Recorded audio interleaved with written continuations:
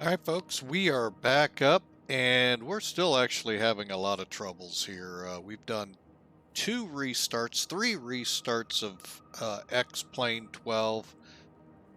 Oh, I don't know whether to blame Twitch, blame OBS, blame Flight Sim, don't know, but oop, hang on a second. Ah, But things are just moving so slow with OBS here. It's unreal.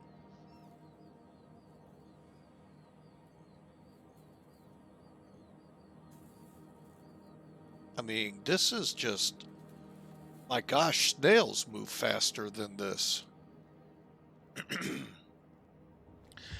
All right, well, there you are, folks. We're back into plane, and we're just going to go cold and dark out of here. But before we do, we're going to try. No guarantees we're going to get Sim Toolkit to show up on here.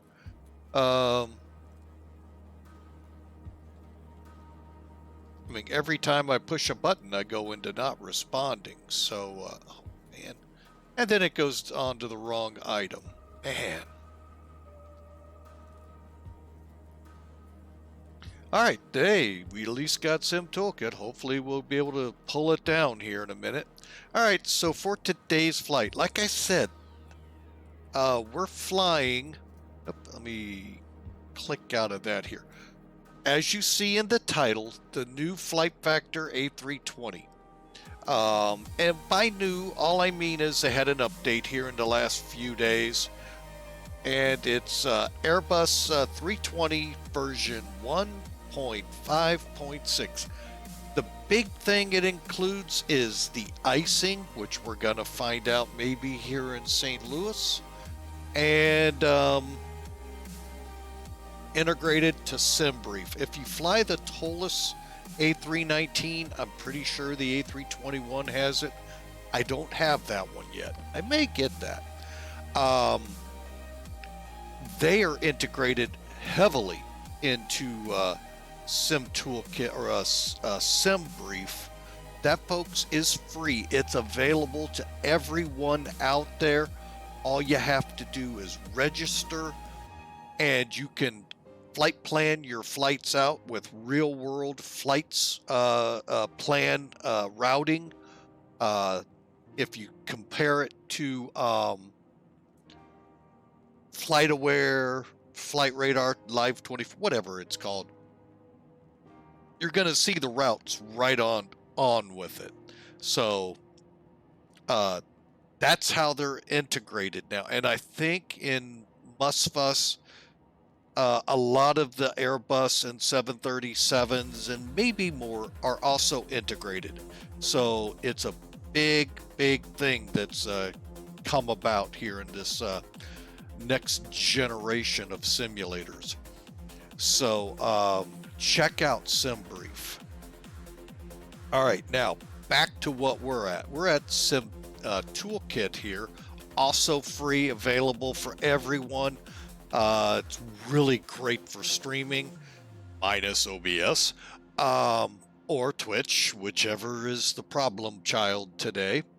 But here is the loadout for today. Now, I don't know how to integrate the 180 seat versions of the A320. It used to be a simple EFB mod out there. You put it in, boom, you're up to 180. You lost the lighting feature in it, meaning you could set the lights back there. But you know what? That's not a big loss. To some, it is. I get it. To me, not so much. All right, so we are at 136 capacity on this aircraft, 2 class. Allegiant does not have 2 classes, just one cattle car. 126 people in the back, and 1,184 kilograms for our total payload. You can see the 0 fuel weight. We're going to be putting 9,300 kilos in the wings. Cost index 27 for the flight, and we'll be at 36,000. Now, I use the American Airlines operational flight plan, and that's something you select in Sim Toolkit. Default in there is called Lido, L-I-D as in Delta Oscar. American's the next one down in the list. It's actually readable in Sim Toolkit. Some of the others get kind of wonky in the way it displays.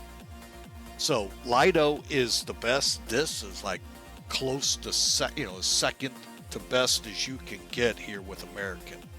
And some of the others will not display passengers and all of that. So be mindful, but Lido does. This one does, but you got to go all the way to the bottom. However, today we're going to be putting on, does that seem right? Hang on a second here. All of this restarting and all, I don't even know what all is up and re-going here. It's been that bad, folks. We're putting on 9,326 kilos of fuel. That's why I didn't think that looked right up there. It's probably, oh, there it is right there, 9326. Takes me a few seconds to reacclimate to it. Alternate today is Memphis. Here is the routing, Lindy 8 ARG Dog 2 if we have to go to Memphis. Here's our ATC strip. Feel free, enjoy it. I'll leave it there for a couple more seconds and then we'll continue on. Here is the actual flight planned route. Down here gives you your ramp weights, fuel. I don't get the P's and the costs and all of that. But here you get ramp weight, planned, your cost index. Your wind is going to be 237, but this M, I believe, is headwind, tailwind. This part I don't get in the component part, so I kind of rely on the other parts of it. Fuel breakdowns here, and then let me see if I can take it all the way to the bottom.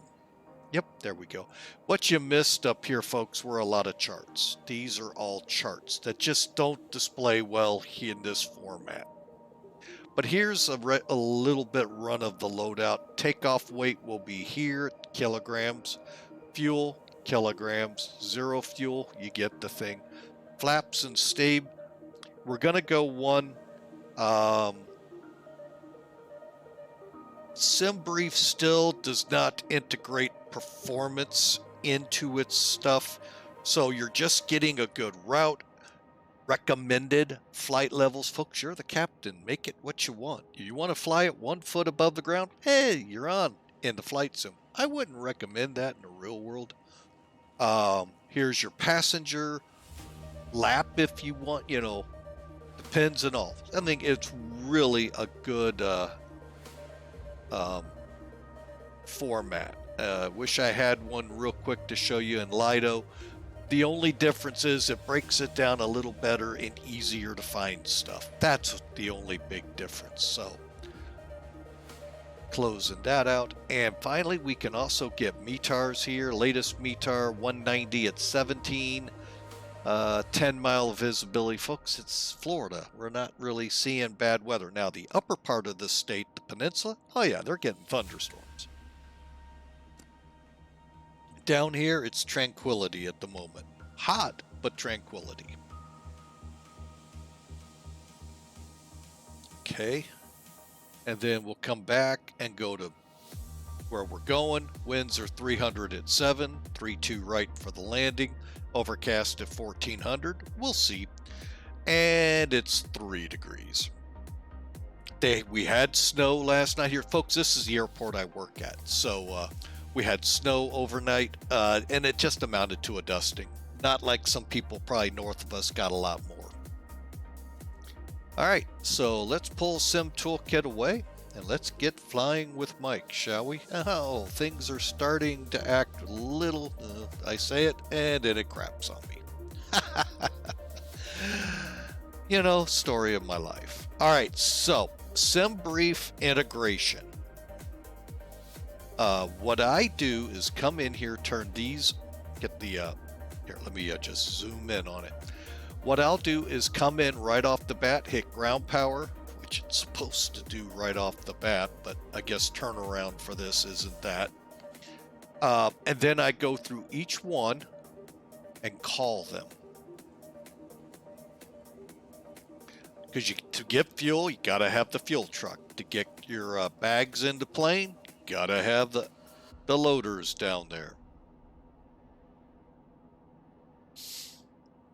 Okay, and then to put people on the plane, you kind of guessed it. Got to have the main door open. But first thing I want to do is just get the jetway moving out here. You can see it moving in up here. Hear it in the background. Let me see if I got my volume set. You know, that's the one thing, folks, through all of that I didn't check. And I wished I had.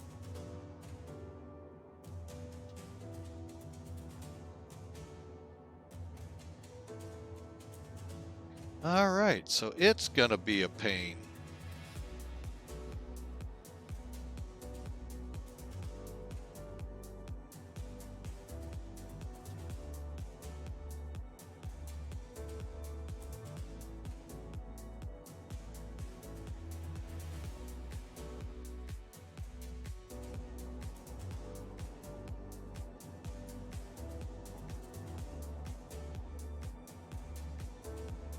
Yep, it is being a royal pain.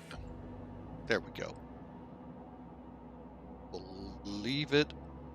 Wish I could get it to go further out without it not responding like everything else on the computer. And that was because, guess what? OBS was not responding. Go figure. Our problem, child. All right, now to call this, you see how you have stairs here, folks? You can switch it to gate, call. Now, if everything worked right, and OBS isn't messing in the pooch here, when we go outside, well, we're going to be looking there. There's our loaders. They are actually slightly animated. They appear and roll up to your plane after the doors open. And the staircase at least isn't showing, so that's good. One thing in the interim, folks, I changed. I couldn't deal with the interior look. It just irritated me beyond, so I got rid of it. So, but we can go back to it later. All right, so we got the external power on. We have the fuel truck called, doors open. All right, so let's go to the perf page. Now, you can actually load this plane. Now, remember what SimBrief said. We're going to have 126 peoples. I'm going to actually bring up something so I can compare contrast on my end. Compare contrast. Come on. Thank you. I can't even get things to move around on my screen that you can't even see. All right, so, wow, it's just not a fun day at all. Whoever is the mess up, shame on you. All right, hopefully it's not that loose nut here behind the stick here since we're flying an Airbus. So all you got to do is click set. And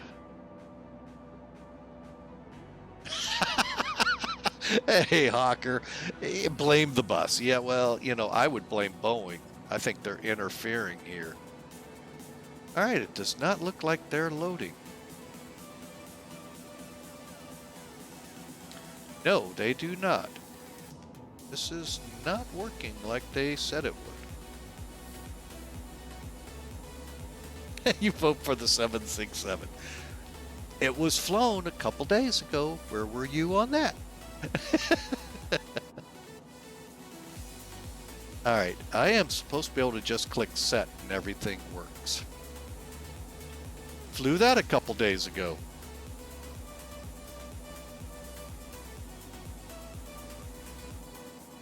All right, well, that appears to today not be working. Well, I think I know what I did differently. All right, so Matter of fact, I do know what I did differently. Again, it's all new, folks, so I didn't power the plane up.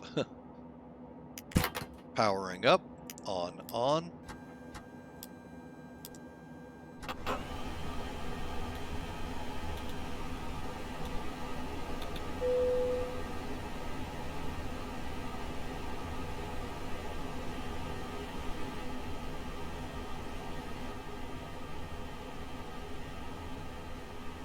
Okay, we'll leave the sound at that level. It sounded a little like it was gonna be pretty loud. Okay. Alright, so parking brake set as we were trying to do before. Parking brake, oh yes, look, thrust levers work. It helps when you have the right profile in place. That's what was the main problem last time. And while we're here, let's just go ahead. 2,000. Oh, one more. There we go. And on. So parking brake will reset the down, flaps up, radar off. I do like this portion of the radar better than TOLUS, but TOLUS I can do a heck of a lot more in it than, because like these switches don't work. PWS, which is your potential wind shear, doesn't work in the flight factor yet. Not sure if those are coming or not. And we'll come up here, get the radios later. They're not a necessity at the moment. All right, so we got the flaps, the speed brakes, all that. We'll come up 1, landing gear down, 3 green, up top, wipers off, batteries on, and we're on the electric power, external power, and our fuel pumps are off. All I've done is turn ground control on our voice recorder so we can do a test here in a few minutes.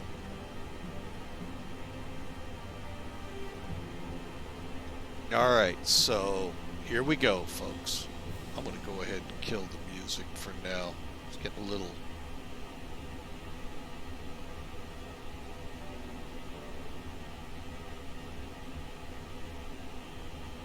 All right, there we go. Excuse me. All right, now we haven't done it yet. Come back here, come down here, bring up the FMC.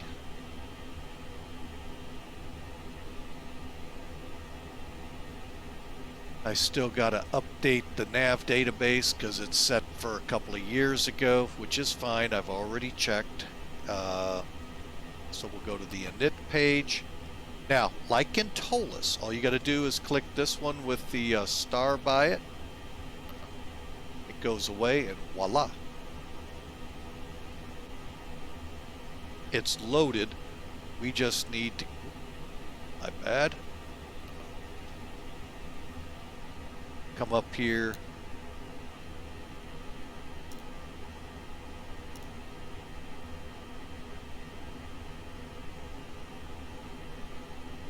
Okay, we got the on bat.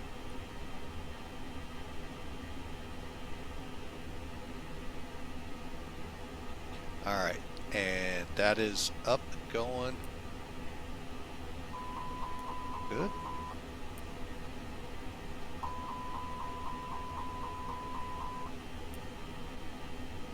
Fire warning checks are good. And we're looking ready to go. We'll do that.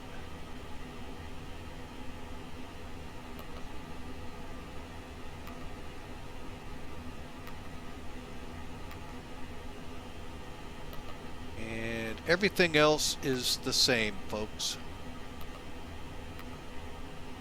The only other neat thing about TOLUS is it tells you what it's, you know, when you're doing these things, where flight factor isn't to that point, but that's okay. You know, one thing I didn't look at, let me check. If we get a tropo on this one. I don't think we do, because the only one that if you're looking to be able to put this information in and the tropo in correct It's you do the United 18. Now there could be others out there. Yeah, it doesn't look, and it actually says FMC or FMS init, and that's where the data's found. Now it could be on like the Southwest or whatever. The Boeings usually don't need that, but the Airbuses seem to need that, I guess, in calculations or whatever. All right, so we've now done the init here. Come back to that in a moment. Let's go try this one more time. Oh, I think it changed. Okay. Matter of fact, it did change. See? 126, that's our PAX count. Fuel. 9326. I gotta find it again. There it is. 9326. And probably no cargo. 500 pounds of cargo. Perf data. Let's go back to it. That's where we click set. You can see it changed here. That's why I saw it. Up 0. Huh. Interesting. All right. 0 fuel weight. 51. Gotta drop here. I gotta go all the way to the bottom. Food. That's off.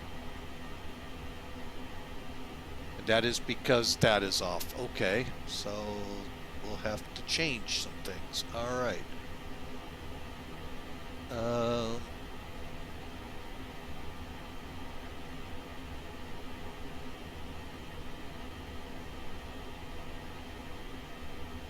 Just give me a... Oop, no, I need that in kilos. Give me a second here. I want to check some things out real quick.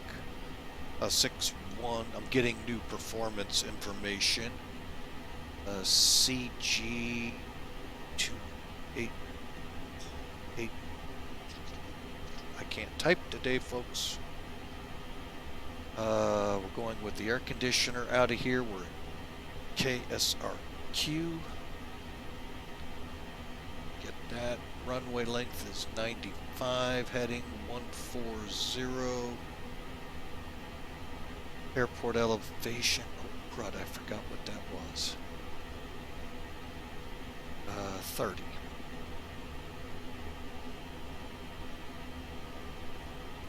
And current weather. It won't let me put in beautiful. I don't get that. 2988.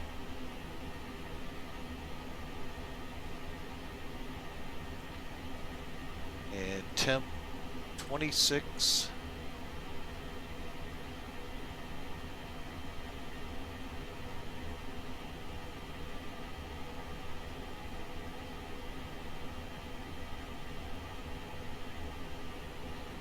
And the current METAR, yeah, 16. Okay. So I'll tell you what I've been doing here. I'll show you. No flex, so we're toga on this one. All right, 158, 158, 163, which I cannot change here.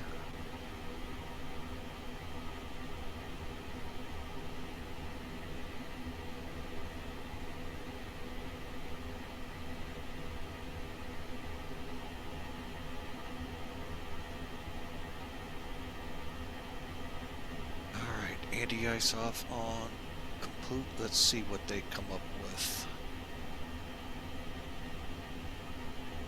Boy, things are just rolling.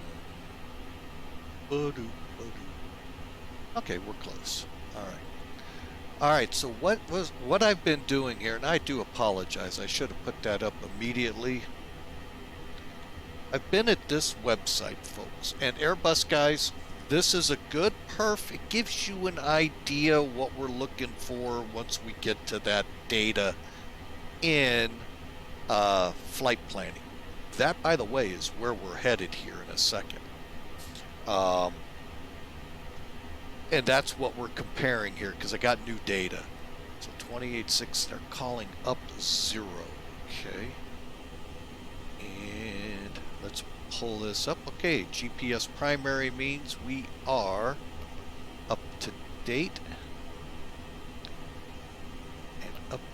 date there. All right. Let's see if I can brighten this a little.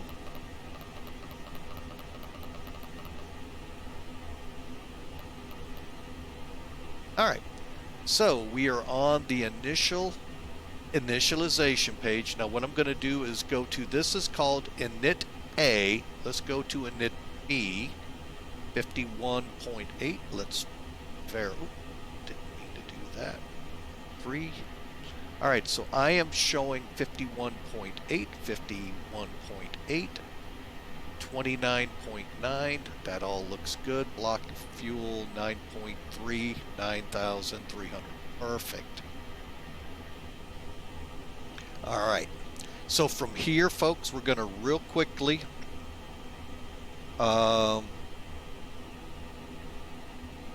making sure I didn't skip anything important.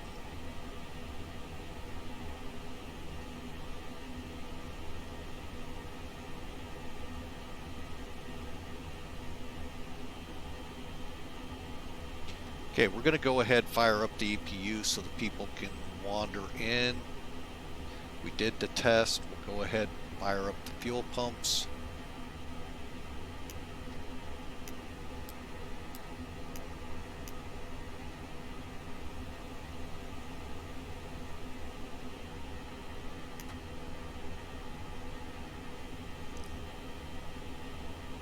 Okay, we're just waiting for flap open. I'm getting ahead of myself. I need that APU running so we can get off the external power.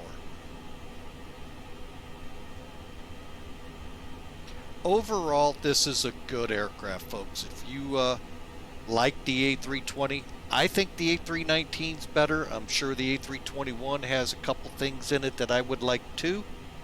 But the A320 from... Oh.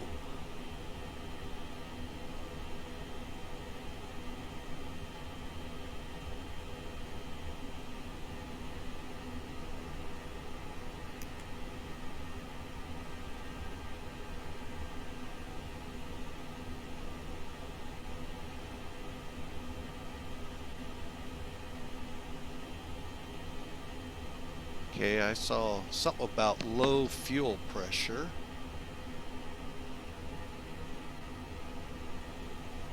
Not sure what that was all about.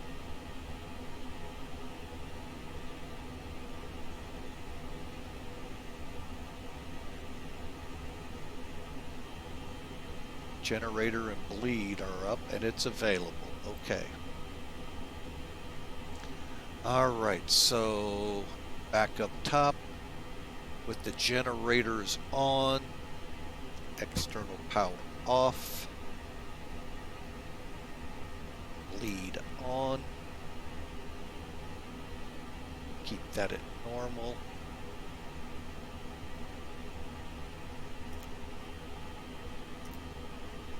Not really sure why the packs aren't coming on. There they go. Guess it's because everything on the plane is running really slow. We're going to get rid of these guys. So all we have left is the main door and the jetway and the chocks. Oh wait, let's go ahead and disconnect.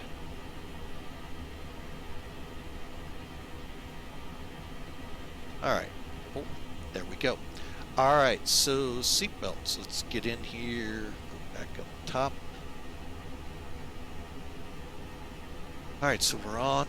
ADIRs are set, strobes are auto, and seatbelts we'll leave off for the moment till we're just about ready to go, and then we'll turn them on. Emergency lights armed, smoking's on, landing elevations autoed.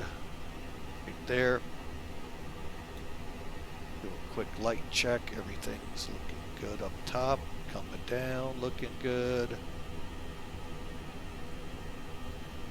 Okay.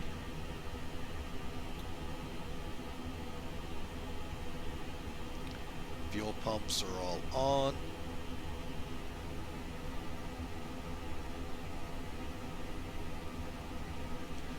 And radio 3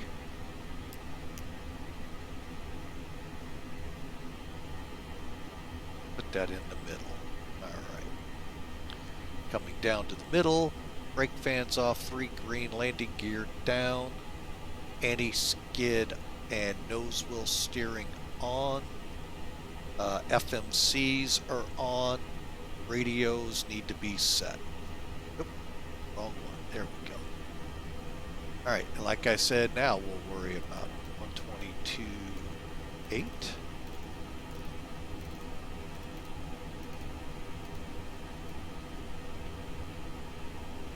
Then my favorite channel to set 123.450.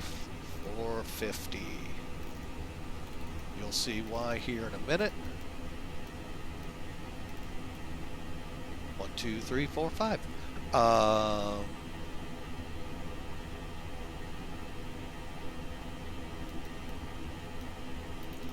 Just set another Unicom channel, and of course emergency.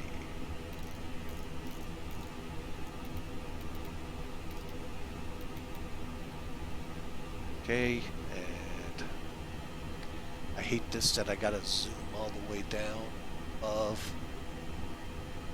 Okay, radar's off, and TCAS set to standby, and it is. All right, so now we were here.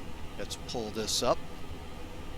All right, so again, 51.8, 29.9, all looks good. Times look good. Next up is F plan. Now, let me show this here. How do you get SimBrief to work with it? Since we've already done it, let me show you how you get it. You come over here to settings. Look here in the init request. You'll see SimBrief ID, and if I turn skip procedures off, another item shows. What skip procedures does is it drops any SIDS and stars from the flight plan, just like the real world. Now, SimBrief ID, pilot ID, for those interested in integrating, what you have to do with your SimBrief account. I'm not going to show this, you'll just have to go to it. All right.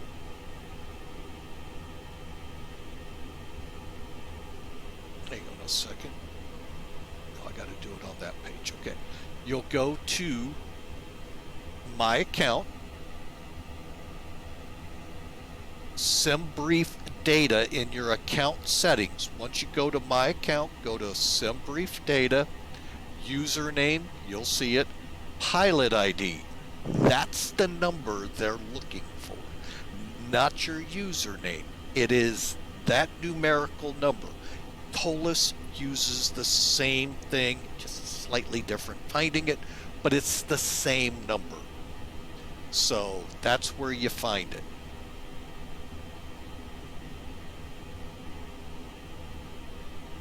Then you'll get it. I have it set, like you saw, to skip the procedures. If you have the procedures on, it'll put what SimBrief knows about those procedures in. The reason the real world doesn't send them is, well, things change. These are put out there for the pilots, you know, could be as much as 4 hours prior to the flight. And by the time they get there, or they're put out in time for an on-time departure, and they're running late. That never happens in the airline world, folks.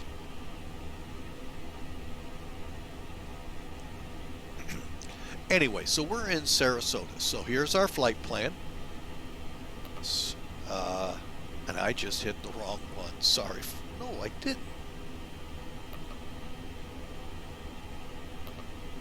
There we go. I don't want. Oh, I bet you I hit the wrong. I probably hit this one by accident. Okay.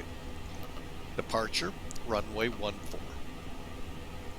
Currently, we are planned to take the SRK US 4. See, it's behind. So, we're going to take it to, I'll bet you our transition won't be there. This could turn into some fun. Yep, it is going to turn fun. Let me get SkyVector, find out what's close by. Because obviously it doesn't have ruts. There's Cross City. Okay. Interesting, however.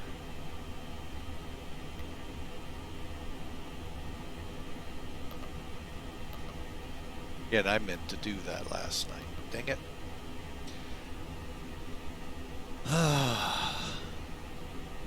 Just kind of look up ahead.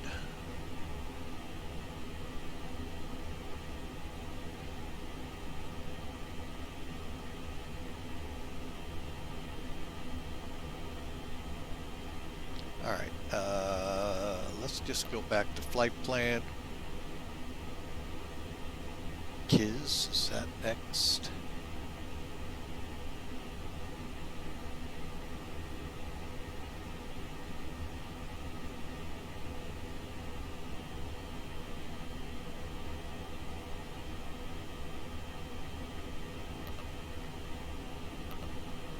All right, I am gonna see. It is showing my flight plan, right?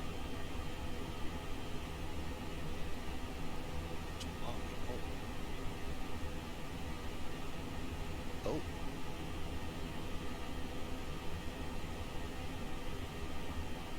What the Tampa?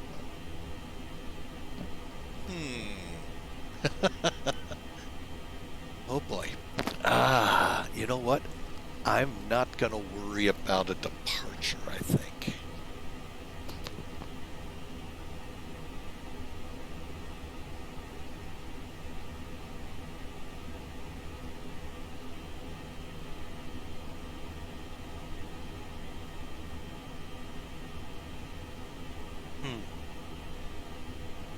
Yeah, because I don't have a mummy, and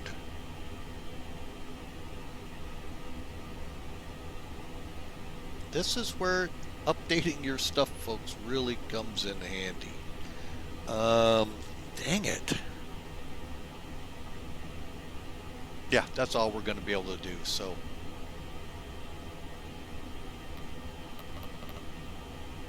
All right, so SRQ, departure, 1-4. Let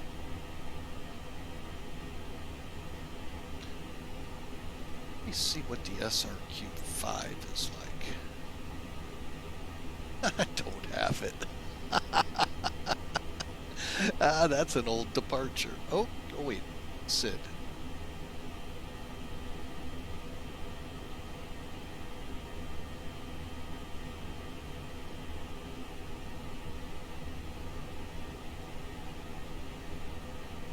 Okay, I think we can do the Sarasota 5.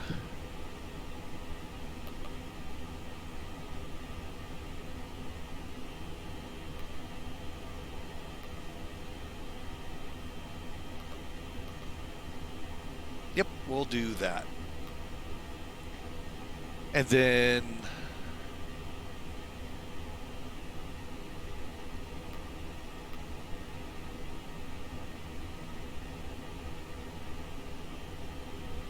just taking a look at what we're planned. If I go to pi, how will that work out?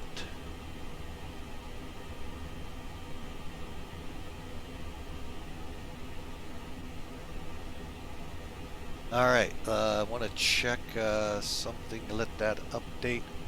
Gonna leave as we are. I think what we're gonna do, folks, and I'll come back prior to departure, put in pi, head to pi, and then out to mommy, because we're not gonna be able to fly the departure as written. It's just not gonna happen. Let me check one other thing real quick. Clarence Tower, Tampa controls us, okay, not Orlando.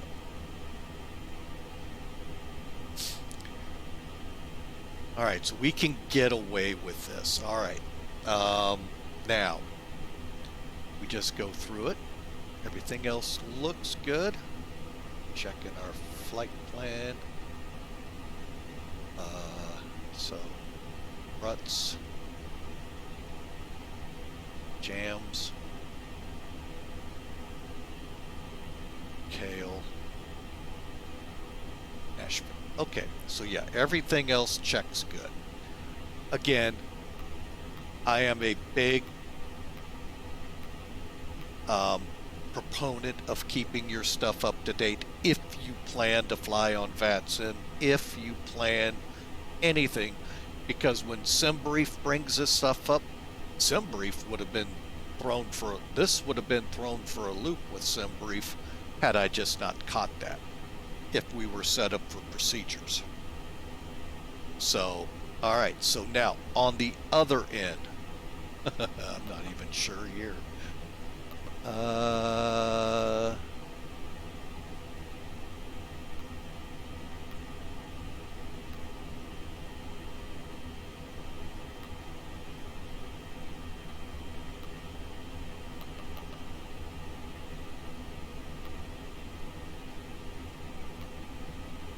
NL2.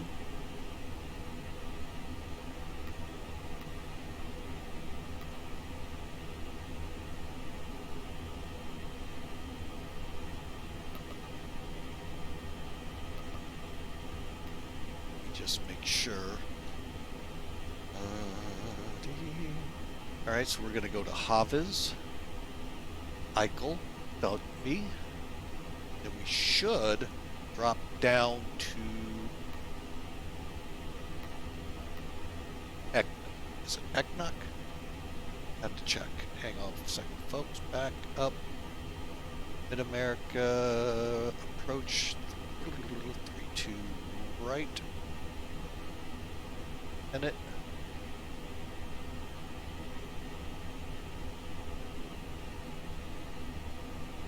Yeah, Eknok. Okay.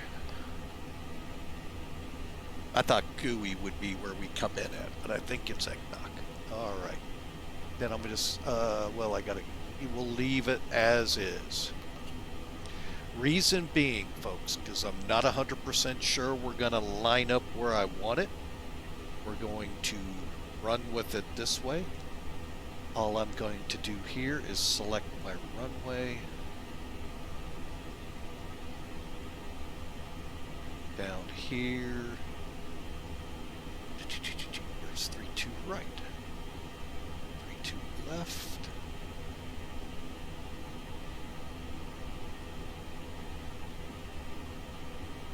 Ah, there it is.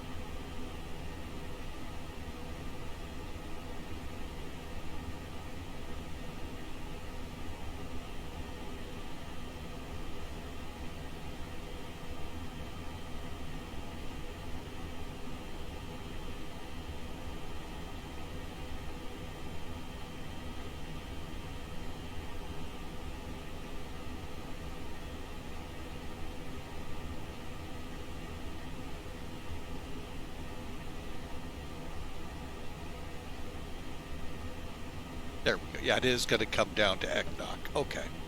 Now let me show you how I did that. All right. Let me bring up the charts program because that's the easiest way. All right. This new charts 8 is very similar to whatever the heck they called the last one. I don't think it was chart 7. But anyway, I could be wrong. I'm, up there past my 50s, folks. Who knows? So what I did is I came in here, first off pulled up the ILS chart you see right here. Eknok is the start. Now there is a transition directly off Centralia that goes over to it. That's not the one we're using. We're going to actually fly the arrival from Centralia to Dutmai 225 down to catch our ILS at Eknok. So how did I figure that out? I came here and I used this right here. Just opened it up and looked for my transition, which is final. And likewise, all I got to do to get it back to Sarasota is click there, and there we go.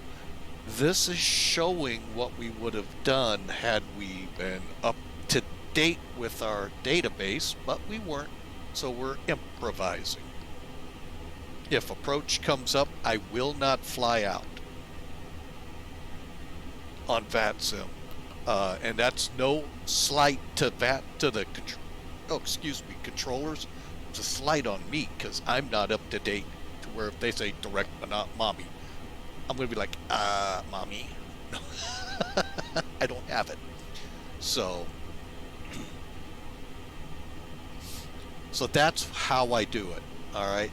It more work than it seems, but we're folks ready to go just about. Next up, after the flight plan's entered, we go to the RadNav page right next to it. Make sure. Whoa, why is BNA in there?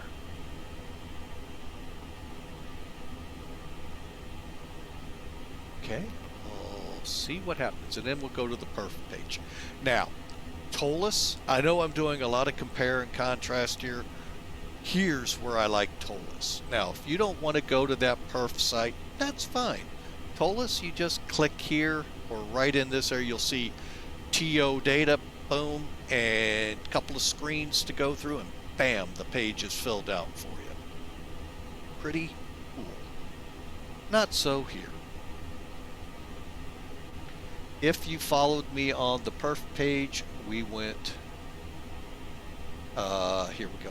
Now it'll tell you what your screen's supposed to look like minus this. It's supposed to be 18,000. So I put it in there.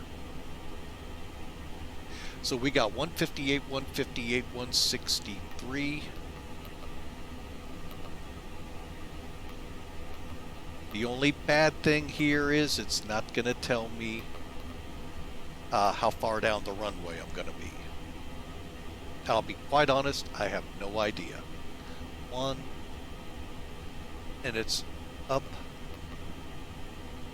0.0. What that is, oh, I did it wrong.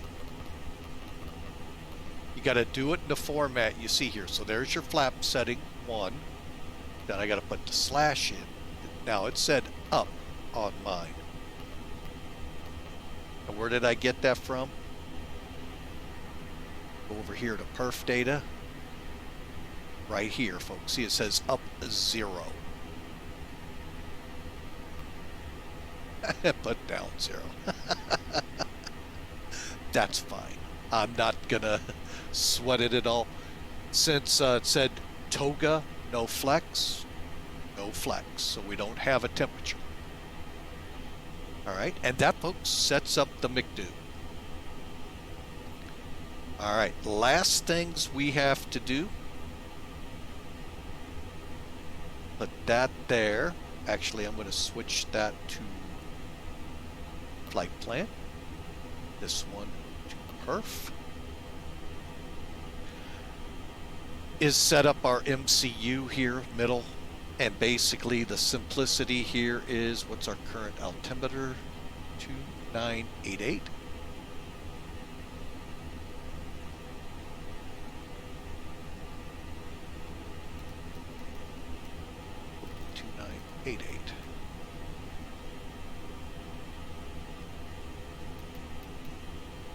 Hang on a second. I don't think it's saved.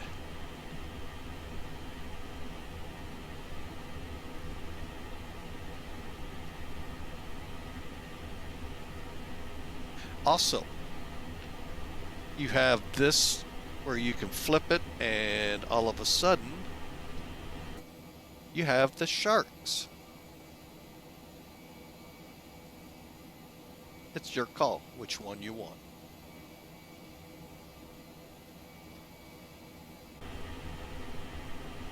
I'm gonna go, I like the normal one. See, we're back to normal.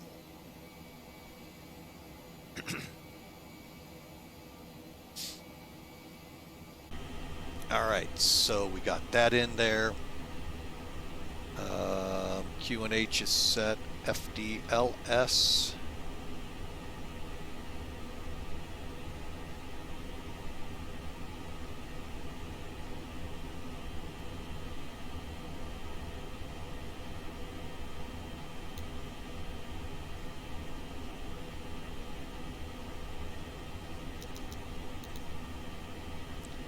Hang on a second, folks.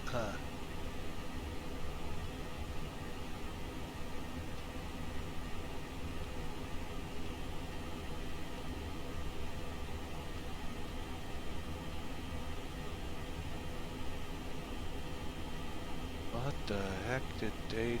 There we go. Okay, and then VOR. Yeah, I just click spots in here are off, and that's been a known issue for quite a while with them, and I don't know why they're not addressing them. All right, the other thing we need to do is get ours set up. 2988 40, also VOR LS. Okay. All right, the only other thing is, okay, speeds, heading, set, altitude.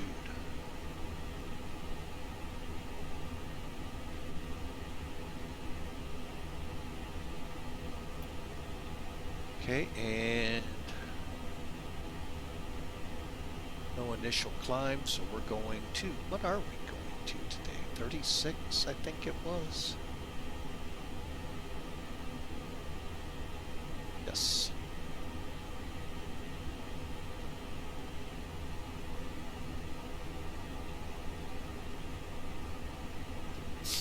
$36,000.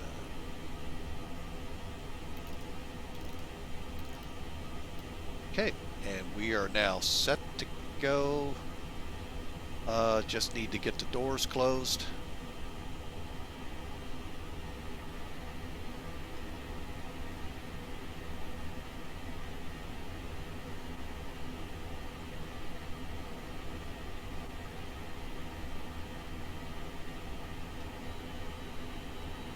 And call better pushback. Oh, let me see here. Let's go ahead. I'm sorry, I'm not online yet.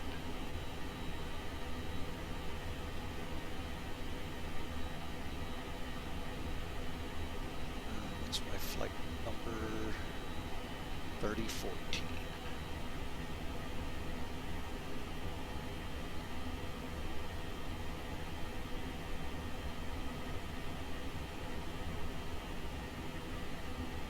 All right, so we're connected and set to go.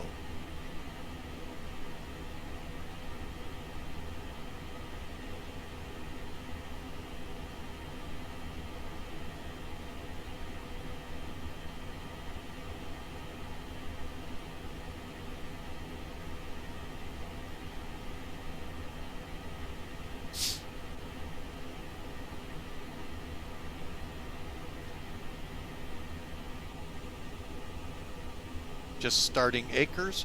Now the aircraft is ready to go, folks. Once we get logged into the ACARS program I'm using, we'll get underway.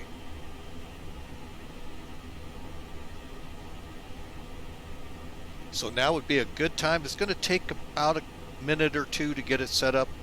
And spoilers are armed. We have to look at that.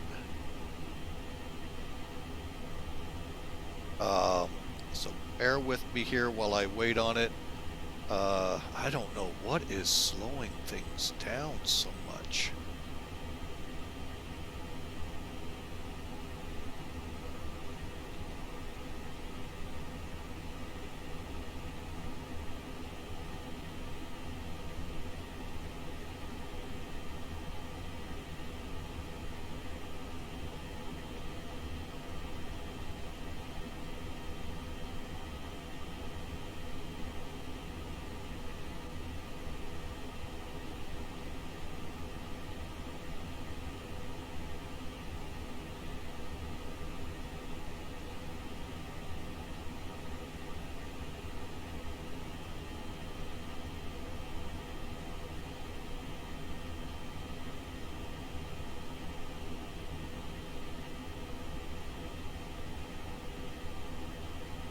All right, come on, system. Let's speed up.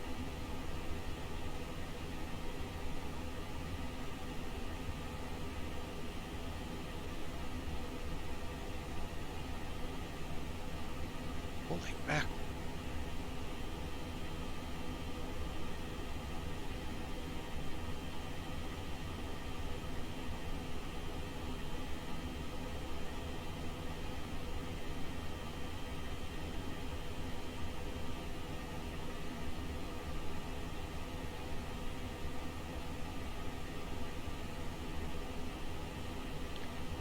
this is the case, we will not fly this on Mac Air.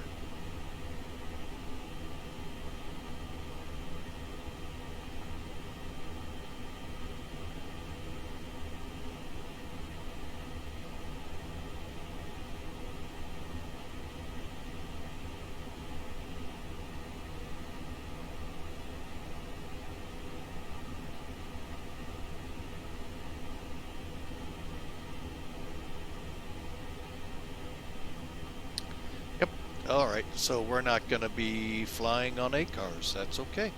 I'll just kill the program here in a second.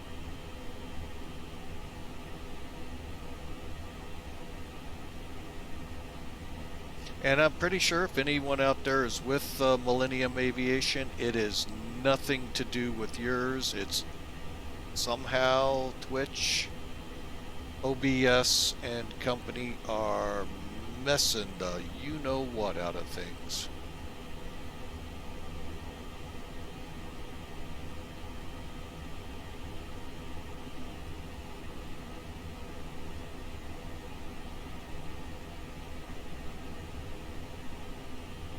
I'm gonna try one more time, folks. Yep, it's got to be closed. Oh, this is aggravating.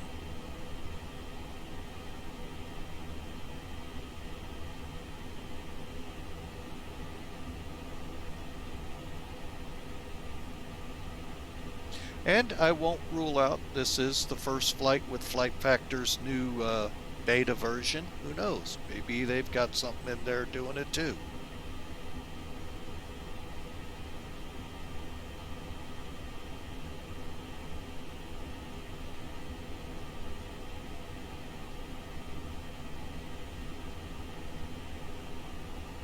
But yeah, this is bad.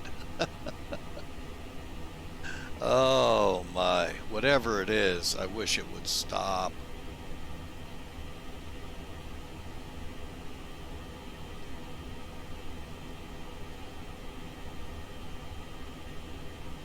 Because now I can't.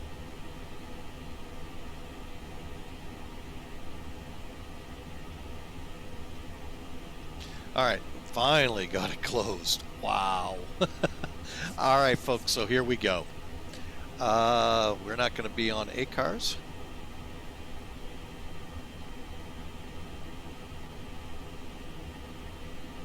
I mean, everything is just so badly being affected here.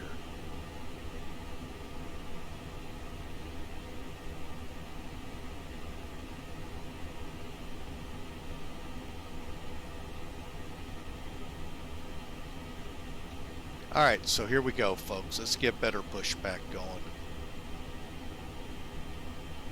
Ground to cockpit. Please show me where you want to go.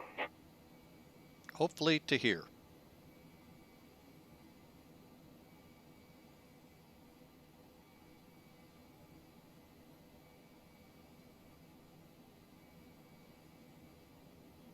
Ground to cockpit. Tow is driving up. Alright.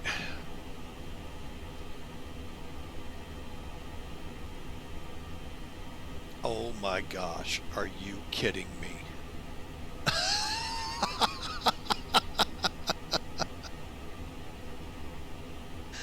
Ooh, doggy. You see it up there, folks? All right. Well, I'm not sure what's caused that problem. Oh, that was priceless, folks. Chalks off. Oh, that was just... Okay, all doors and hatches are closed. Ready to connect.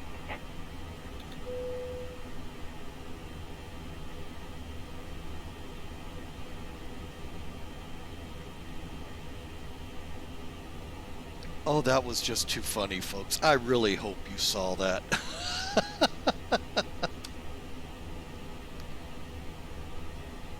Oh, if not, I will do my best to make fun of it even more. When we called the better pushback tuck, it was right across the top of the building.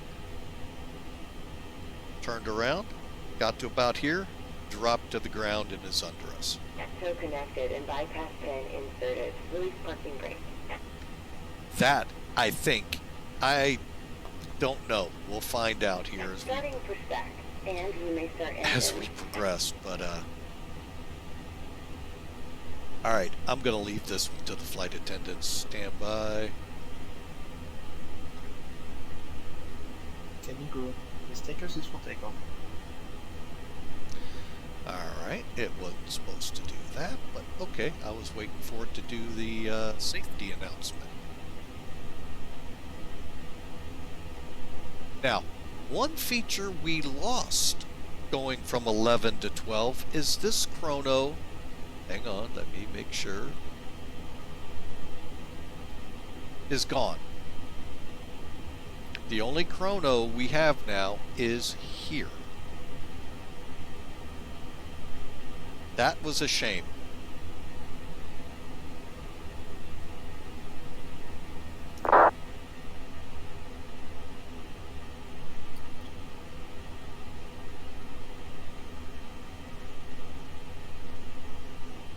Number 2 started.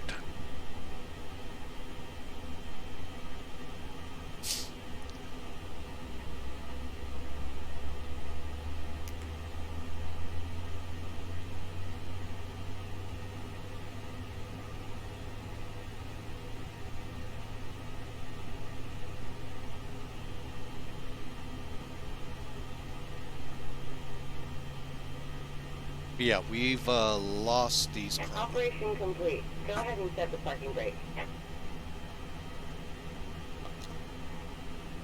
Disconnecting tow. Stand by.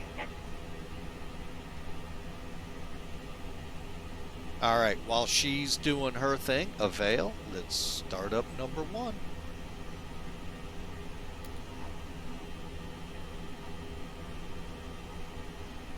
Okay, valve open.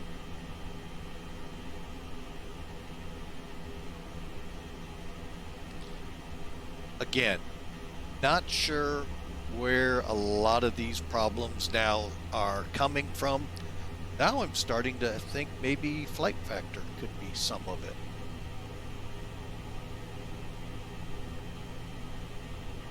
That though was hilarious with the better pushback. That is the first time I've ever seen it on top. Hand signal on the left. We'll see you next time and have fun up there. We already are. Hey, there's a veil, so we would start a 3-minute timer. But by the time it takes us to get going,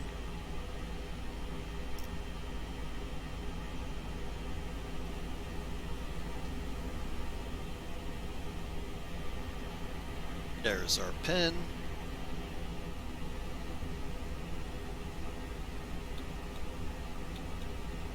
Okay, engines are up and going. All right, so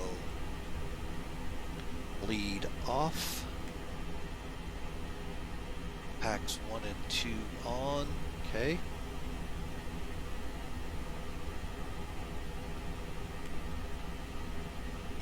Master off. Okay, let's get our final check so we can start taxi, since it is rather lengthy from here.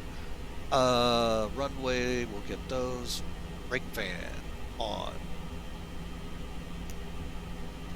RTO set. All right. Now, remember how I told you, not a big fan of their radar because I can't turn that one on. Only thing I do like about their radar is I can use the mouse to go to 1 or 2. Okay, we're set. Up 5. Spoilers to armed. Armed is the white ribbon below it. Flaps to 1. Okay, and parking brake will go off. Taxi, we'll check takeoff config here in a second. What I do want to do is set trim.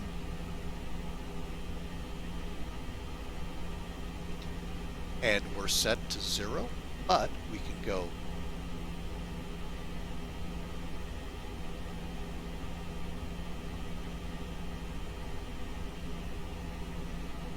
sure how delayed we are. Okay, we're not too delayed. Okay.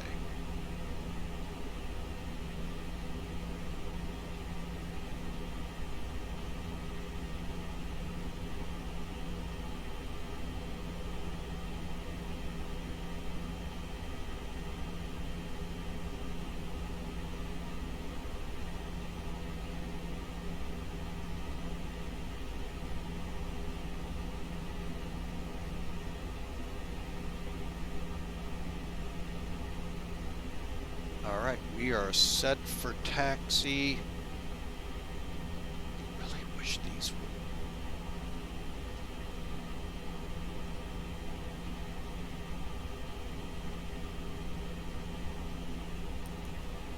would. It is. Just again, you got to find. See how far off that click spot is, folks?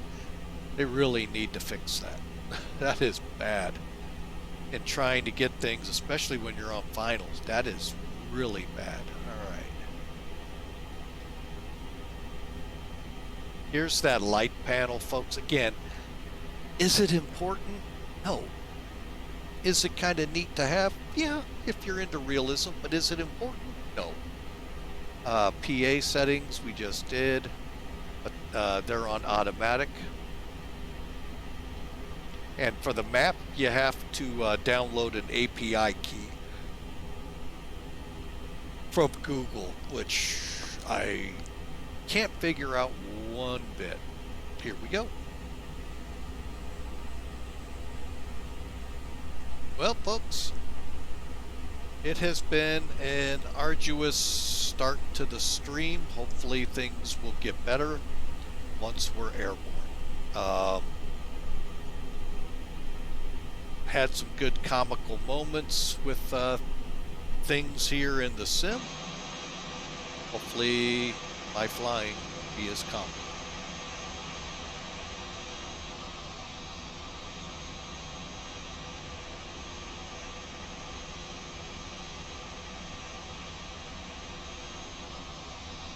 Brake check complete. Oh, I guess I should make sure there isn't any ATC. Nope. Orlando does not cover us.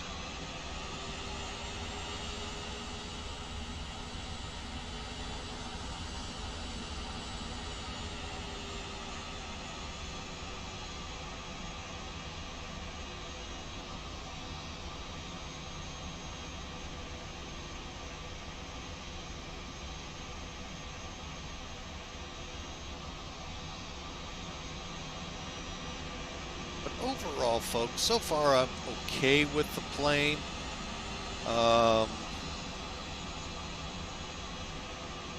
Like I said, right now we're just having, I don't know what we're having troubles with. Is it the Twitch network? Is it OBS? My computer, which I hope it's not.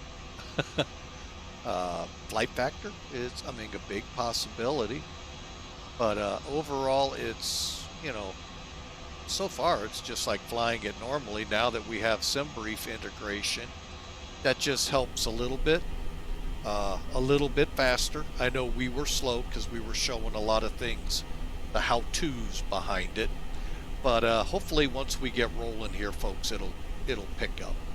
So again, 2988, we're going to double check.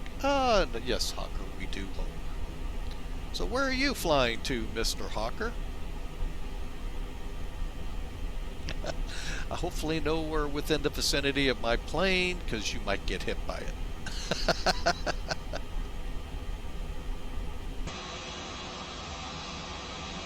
All right, let me switch screens here.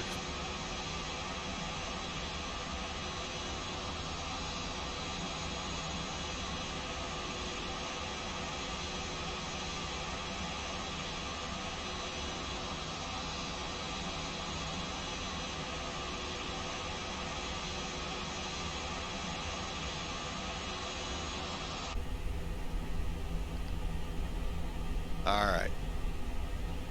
Let's do our before takeoff checks. Wow, they say packs off. Huh. Wonder if they do that in the real world. Airbus seems to be a pretty autonomous aircraft. I mean, if they ever say go 0 pilots, I can see Airbus doing it in a heartbeat.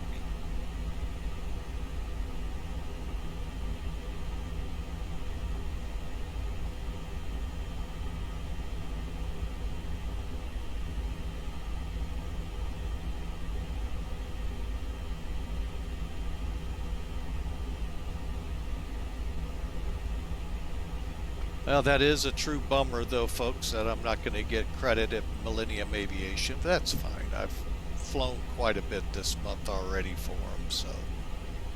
But yeah, that's a bummer. But, all right, so final checks again. PAX, landing lights, nose lights, transponder. Transponding TARA.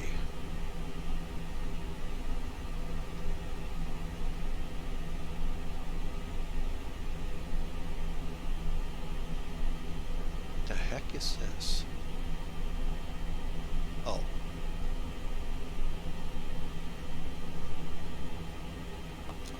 Alright, let me finish up here. Cabin. All we gotta do for the cabin is click. TOLUS. One of them you got, Yes, it's sir. actually on the EFB. I think it's I didn't make clear.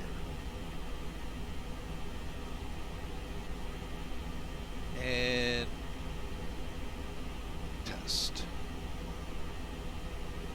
Okay, we're green, we're normal. One set, and here we go. Strobes. Cleared for takeoff.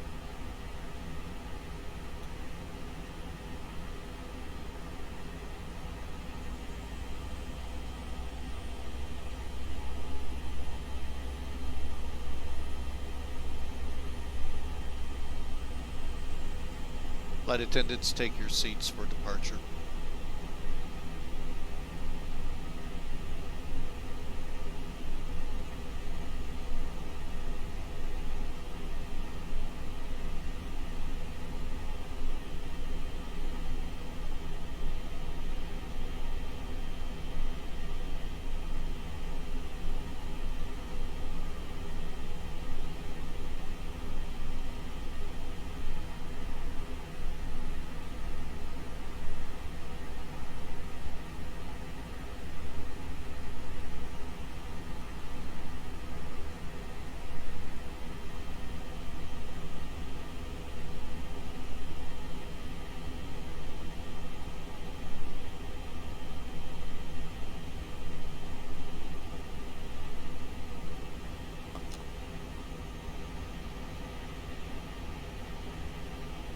And like I said, folks, here's that light panel.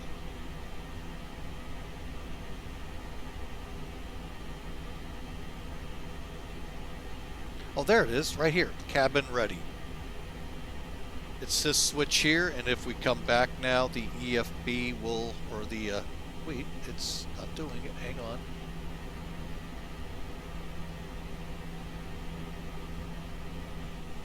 And now you see it's ready.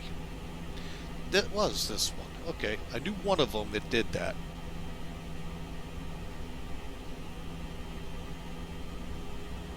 %.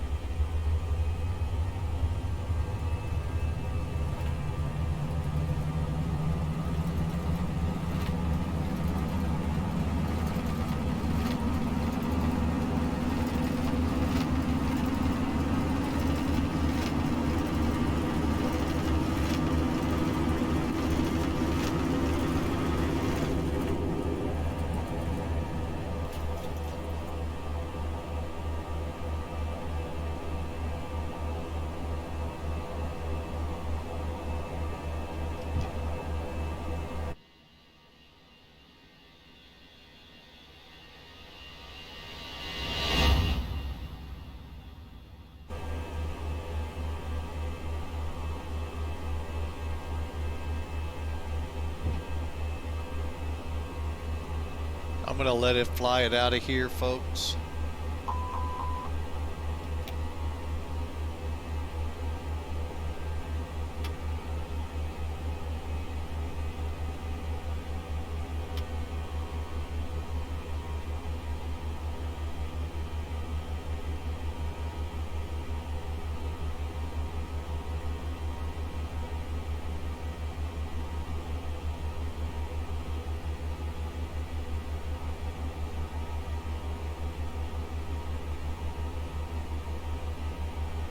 Maybe.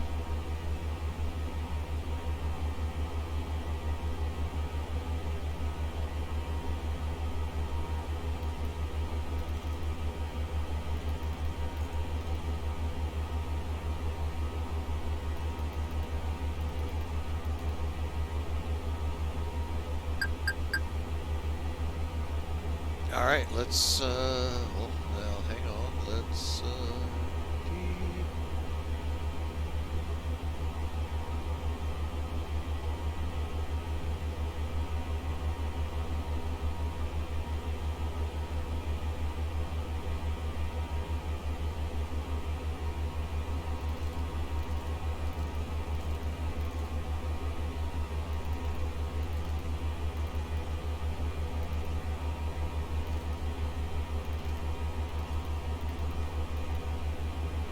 See if I've got it even close.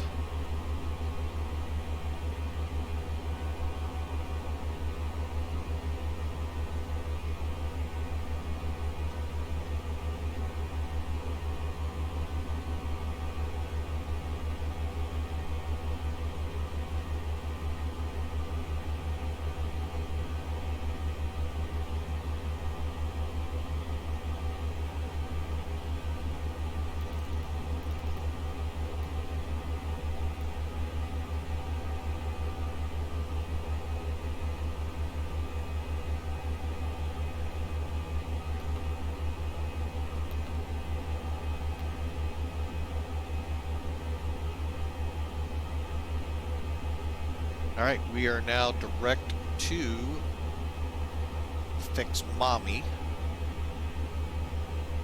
We're in our managed climb. We're accelerating. Lights are coming off.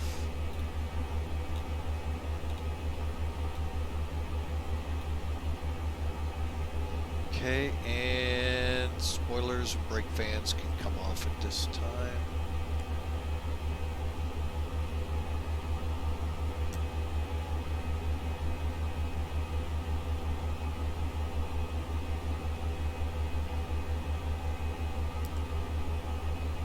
All right, folks, we're out of here, on our way finally after, holy mackerel, a lot of crap has gone on this morning, and yeah, disappointment big time. Wish we could have been airborne well over an hour ago, but it is what it is, so, you know, can't sit here crying over spilt milk. So we'll see how the rest of the flight goes. The bus is on the way.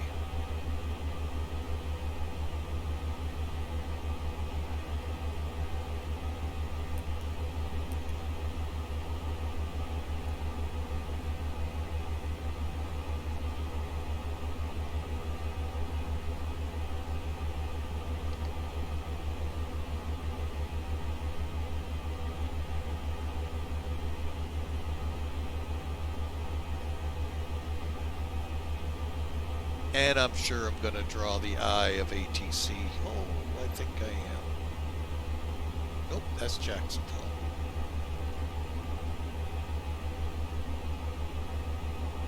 All right, now, most of you know I've had my settings turned back.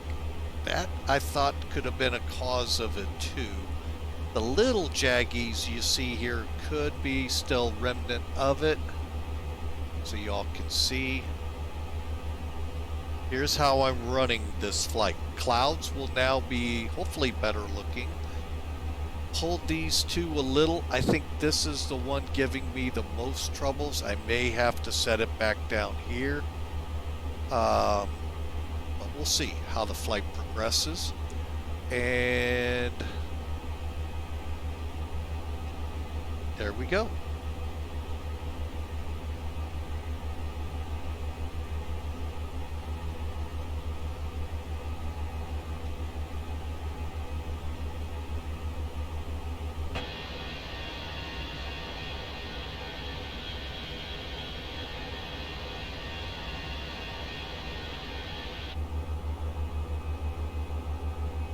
Some really good scenery now with X-Plane 12. Oh, I'm not sure what this run out to here is in Tampa.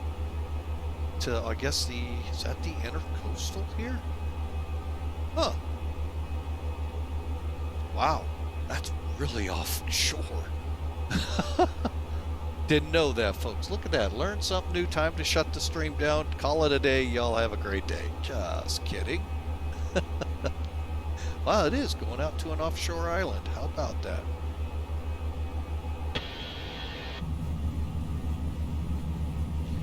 And that is MacDill Air Force Base, right under the wing, straight down. So, I mean, good quality here. The clouds just, I mean, when you bring up the quality level, they look dynamite. So...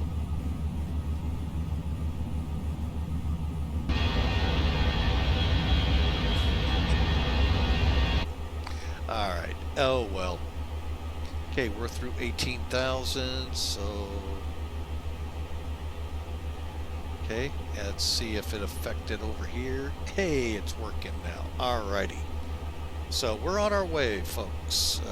Hopefully, I'll be doggone. Destin has a tower up. Eglin Destin Airport. Holy mackerel. That's pretty cool. Don't usually see them up. Jacksonville Center, yes. Their tower, no. Pretty cool.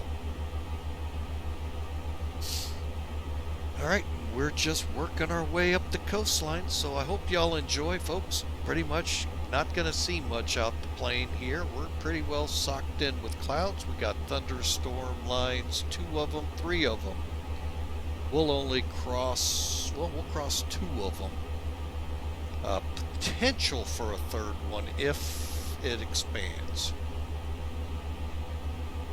First one as we come close to Tallahassee, then the next line's behind it near Columbus, Montgomery, past those 2, but in that vicinity. Then the 3rd one maybe around Birmingham if it builds further. So, hope you enjoy the ride, folks. Currently, we are... Oh, I turned it off. How about that? That's never cool. No, it needs to be refreshed.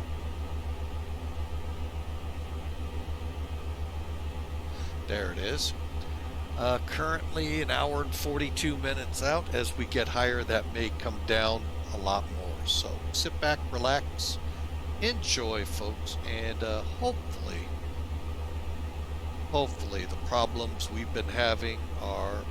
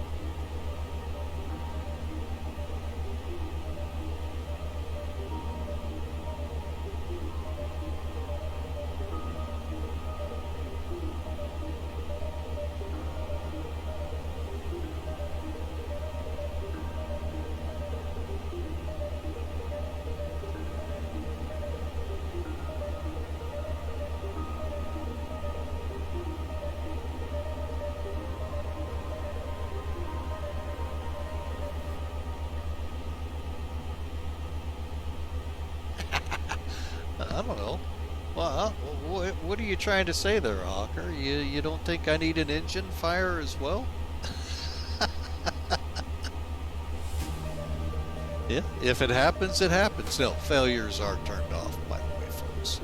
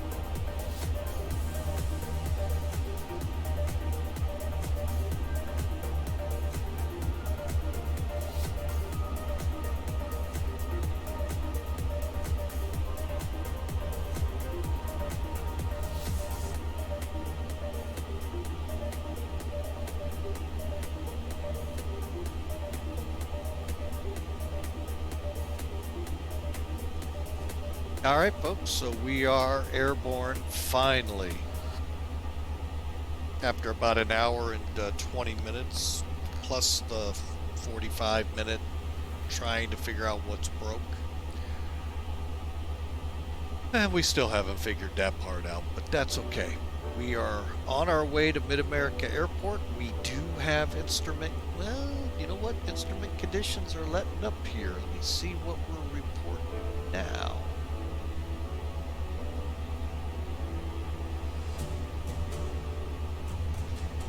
Overcast 3,000, just barely. Marginal, 4 degrees. Ooh, we're in a heat wave here, folks. It's a tropical heat wave.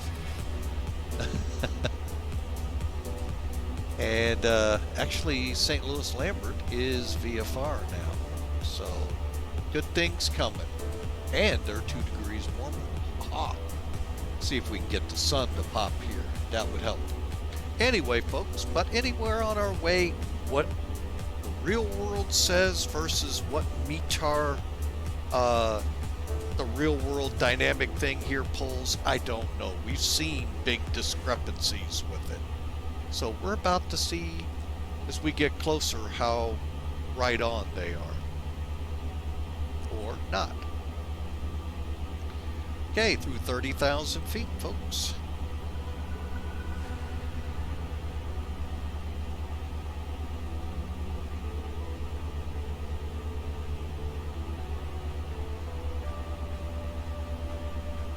Wow. Cuba, Jamaica, Dallas Center, or Fort Worth Center's up.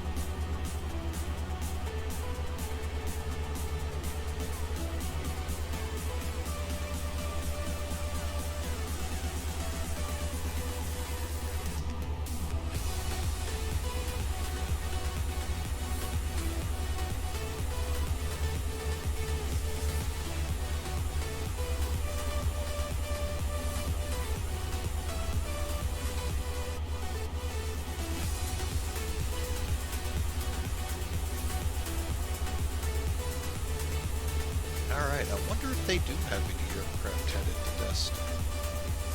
Can't tell. Interesting. I've never seen them up with a controller.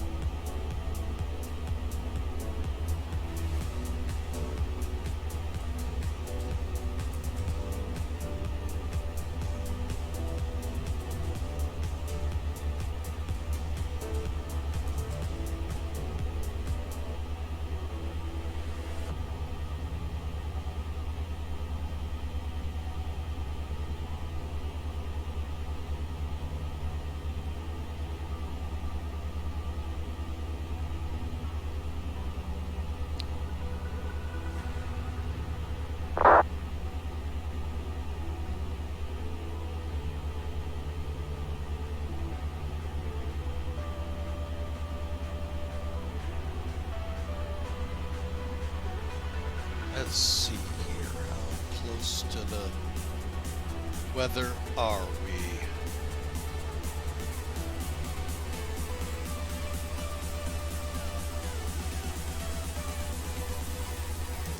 It's interesting when you look at SimBrief, or I'm sorry, SimAware.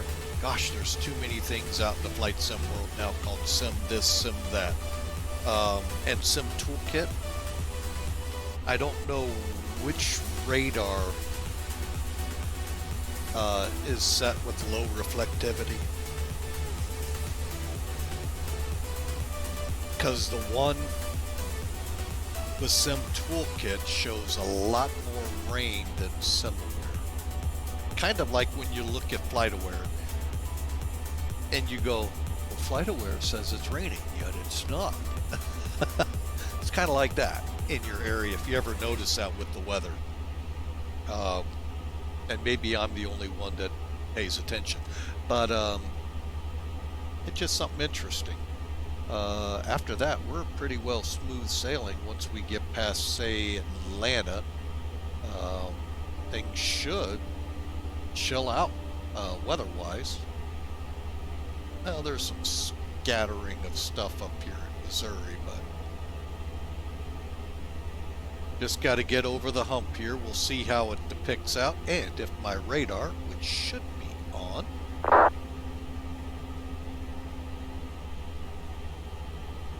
and tilt at 0. Let's try some.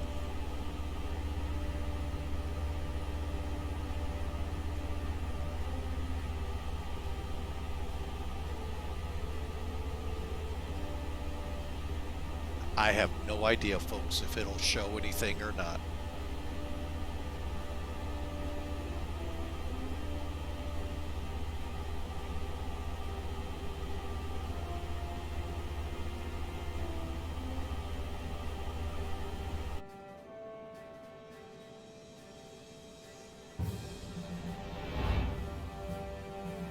Bit of a crabby plane today, folks.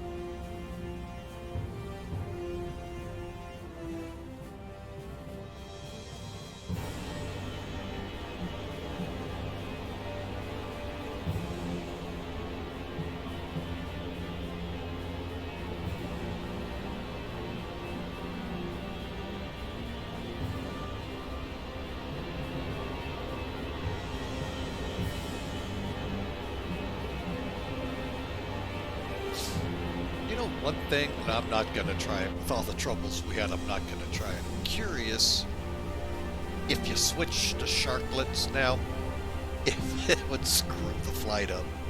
No, we're not going to try it. Or if it even let you. To me, it shouldn't let you.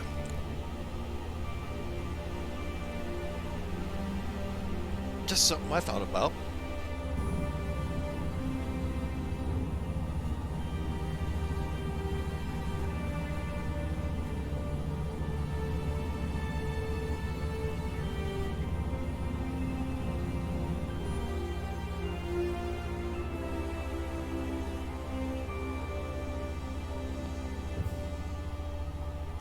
Making one of the turns here on the J118 or Q.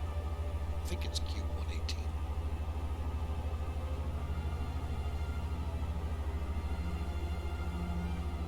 Yep, Q118.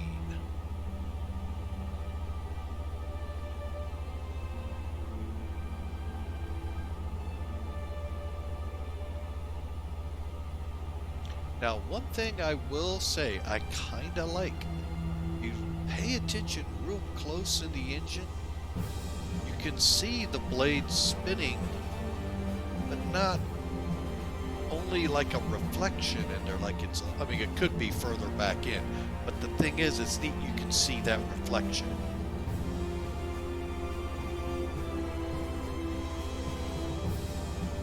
see how you right here. That's kind of neat. I mean, like I said, it could be just the blade itself and it's kind of visually disappearing, which would be wrong, but you know, still.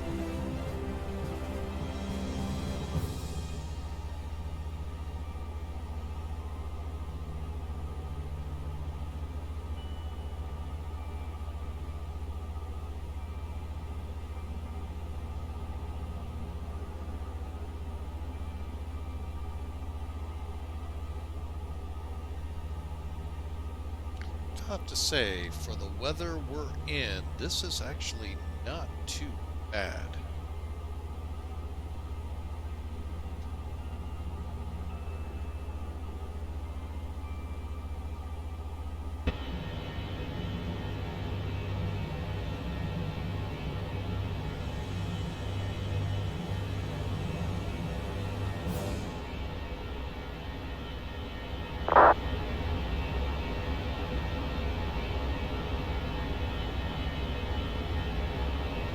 Again, folks, if you are looking for an organization to donate to, right there back on the tail, Make-A-Wish. Really good folks, really good vision, helping terminally ill children live out their wish. Other than the big wish would be great to grant curing of their terminal illness, but you know, aside Disney World, and they put them in trucks. All I know, maybe up here, I don't know. Cockpit, I don't know. On the ground, obviously, but in the flight, I don't know. I have seen where they've been superheroes and the like. So I mean, this group goes out of their way to grant that wish, and great people. So, looking for someone to donate to, well, I couldn't recommend that one right now. A couple others high up on my list too, but they amaze me. What the lengths they go to grant their wishes.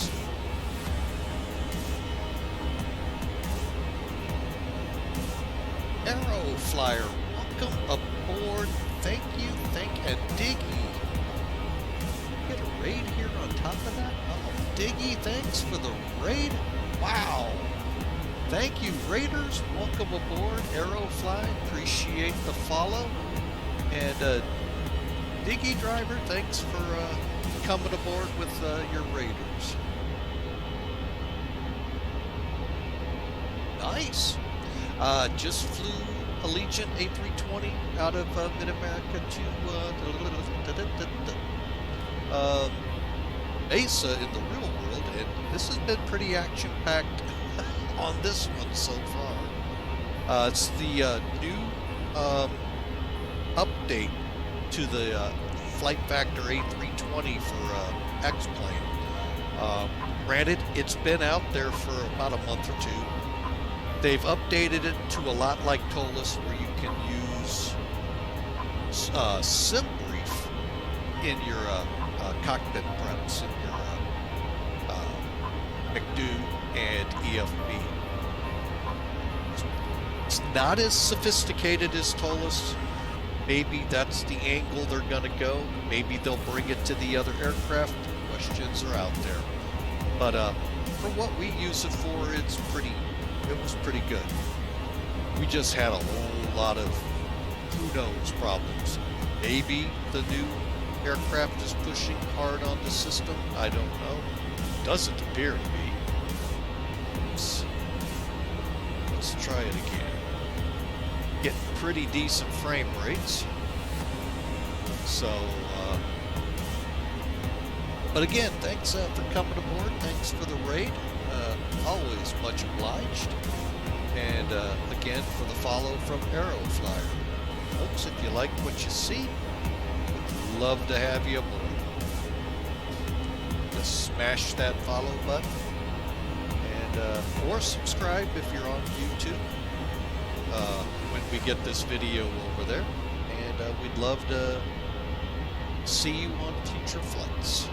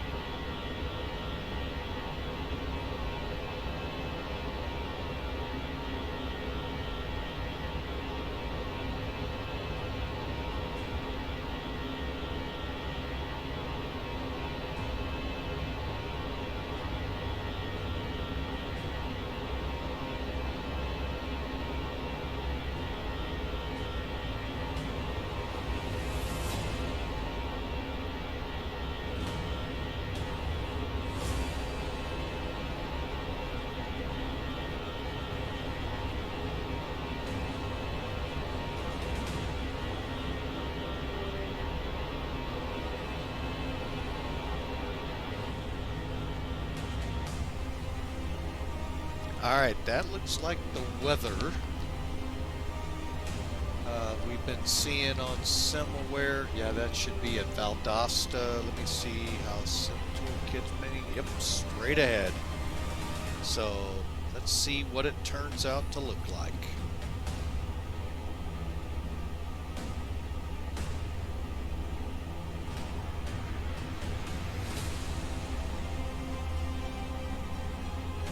Well, I hope y'all had a great weekend. It's been a really good one here. Picked up the wife's new car yesterday from the dealership as she's getting over her cold. But great time.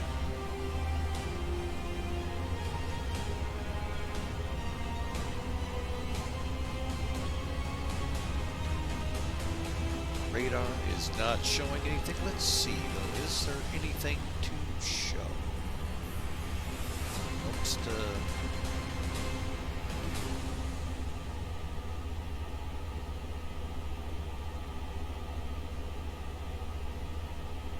where are we?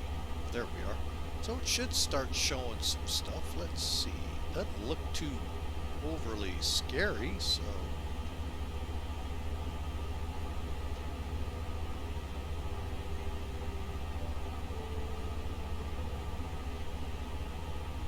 Again, I don't know too much about the Flight Factor equipment. I do know in Zibo you'll see the weather. I think we saw it in 767 and maybe the A319. But I can't remember. It's been a while since I've flown it with weather around me. So the other, you know what? I need to do that. I am going to get the, in the YouTube video that'll release in a couple days, folks, I'll have the changes that came to this version, 1.5, hang on a second, 0.6. Easy to update if you have it. All you have to do with your X updater, make sure it's set to X-Plane 12 beta, update, and you'll get the SimBrief integration. They've turned on the icing effects that X-Plane now has. Maybe we'll see it, maybe we won't. It's not too much here. Let me check Sky Vector.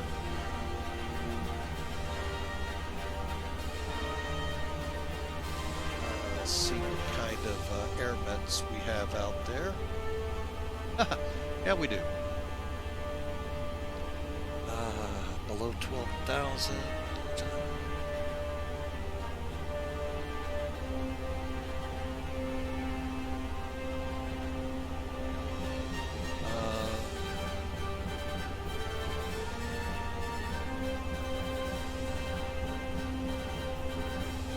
Okay, so yeah, if we get into clouds with precipitation, we'll probably be in icing. So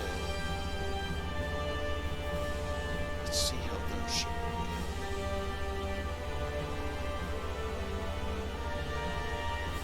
And there is a SIG out ahead of us. Again, all depends how up-to-date X-Planes METAR calls are versus the real world. They could be about 2 hours behind, I think.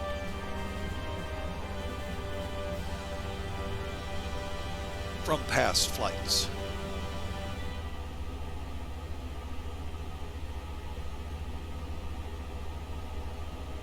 But again, welcome in, Raiders. Hope you enjoy. Oh, we're leveled off. My bad, passengers.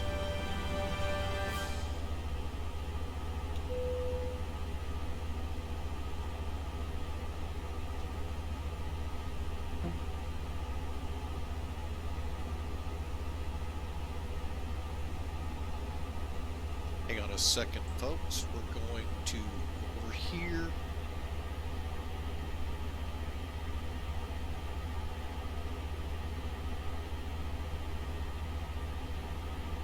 All right, now, if you remember at takeoff, for the new folks, a little quirkiness here. It's not quirky, you just got to know about it. You know you got to do your takeoff config. All right, it's going to green fine for takeoff config, except you're ready for your cabin will still be blue. What you have to do, come over here. Okay, it's not visible right now, but you would see cabin status, cabin ready, something here. If you click it and it's green, you're good to go. So it's a neat panel. When I was on the flight to Mesa, I watched the flight attendants using this panel. It was, I mean, it's cool to see. Is it required, you know, in a sim? I don't know, folks. You make the call. I mean, look, here's your temperatures.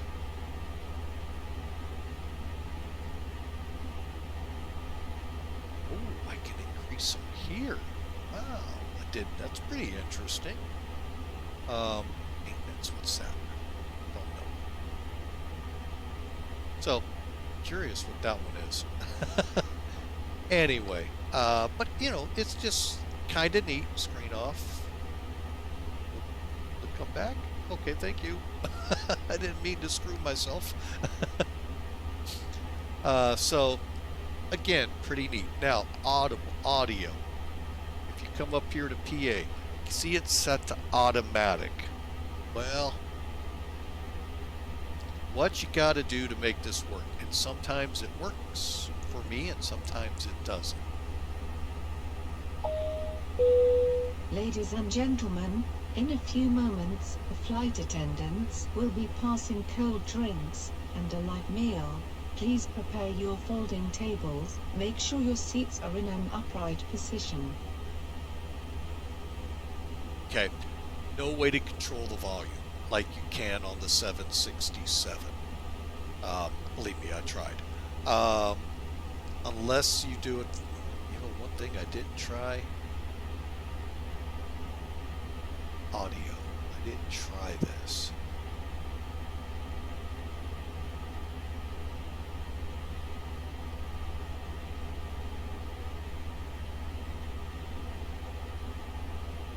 Oh well. Anyway, folks, it is new. Expect bugs. Expect the worst. I mean, let's be real. When you have a new release, new things put in it, you're gonna have problems. So, but I'm, you know, so far I'm liking it. I still like the Tollus A319, and I'm still very tempted to get the 321. Only reason I don't is I fly a lot of Allegiant flights with it. They don't have 321s, so that's why. However, with Virtual American, that could be a change coming. So, but anyway, hope you enjoy the music, folks. We'll kind of sit back on the side here and enjoy. Some nice lightning up ahead.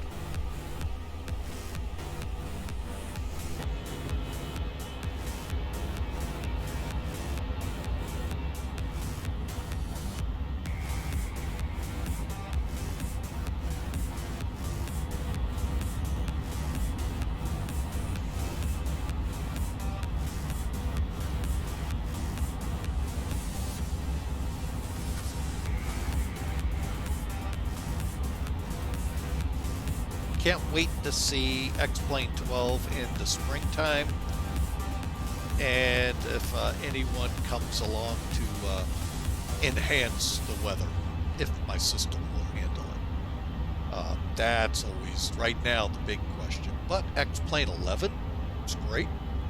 You know, worst case scenario, I'll just switch back to it.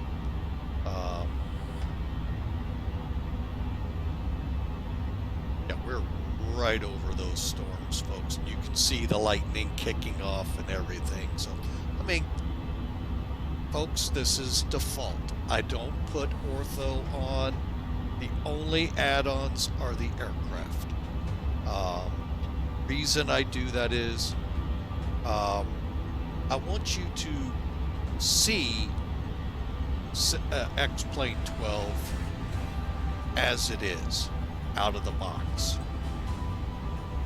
Then you make the call, do I go buy it or not?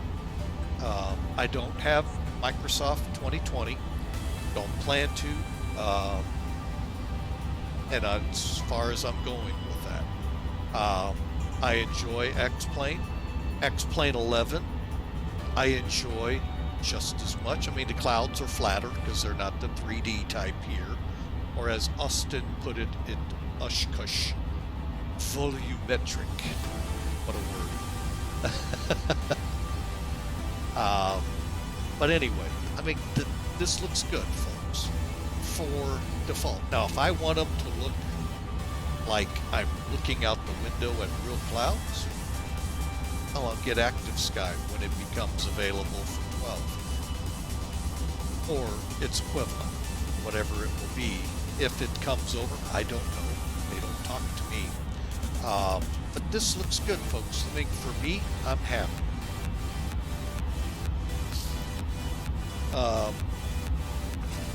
So that's why you don't see the ortho or any of that in here. I just want you to see what you get out of the box. The biggest problem I've seen with X-Plane 12, and it's going to be addressed. How and what the outcome will be, I don't know. When we flew into Anchorage several weeks ago in the Fearless 747, they had the weather effects and all turned on. It was phenomenal, except the airport elevation-wise, ground elevations were way off. Big rises, big dips, here, there, everywhere. It's been reported to them. We did a flight out of Skagway, Alaska. I had to do a full power, full flap takeoff in a King Air to get in front of a massive rise on the runway there too. So hopefully they address that. And I've been told, you know, the number to look for when the release comes out that fixes it. So we'll see. But other than that, folks, I haven't run into as many elevation issues. Now, I have run into a couple in 11, but most of those I haven't run into in 12. So those were the big ones I found. And, you know, when you get with Microsoft, when I flew FSX and Sims prior to it, the closer to the poles, the worse the elevations were.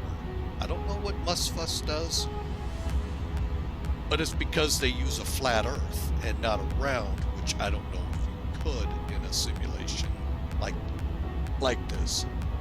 And you get to those poles and everything's, you know, because I wanted to build an airport at the South Pole, Antarctica, and it was, I mean, impossible.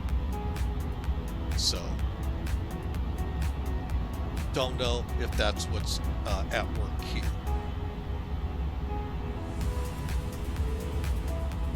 Boy, we're getting some pretty good lightning here.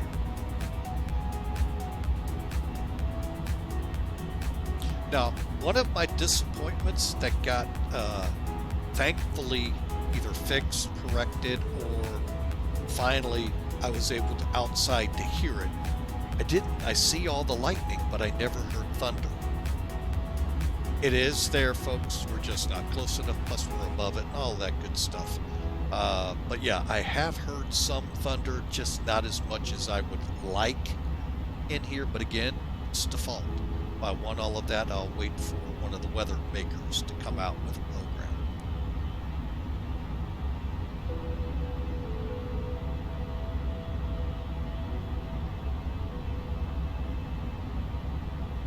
But overall, I mean, we're flying over that line of storms here in Florida, the first line.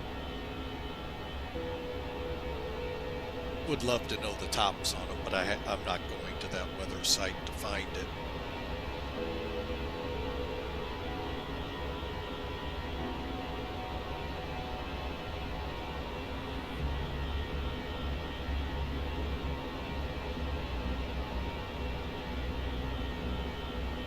Oh wow, something's going on in Chicago. There's 3 centers up in Chicago.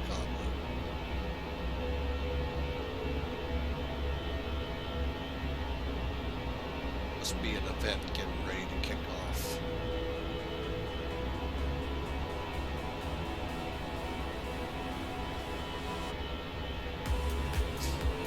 This would have been a good day to fly to like Cincinnati, Cleveland, Detroit. That would be better flights. Then I could test out the icing for sure. Maybe Chicago, but not with that kind of traffic. Not when we're. I may still come offline for Kansas City just because I don't want to run into problems that affect them.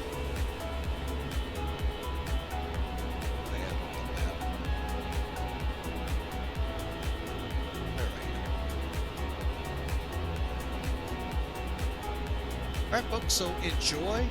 Questions, comments, love to see and hear them in the chat room. If you like what you're seeing, smash that follow button. We'd love to see you on our next trips. I haven't, you know what? Let's do it this way. For those of you that are here in the chat, if you have a preference of where you'd like to see Tuesday's stream, put it in the chat. Or go to our Discord channel. I have a place there for it. Let me know. And if it needs a specific type of plane, we'll see. May not be the plane you put in there, but we'll get on target with it.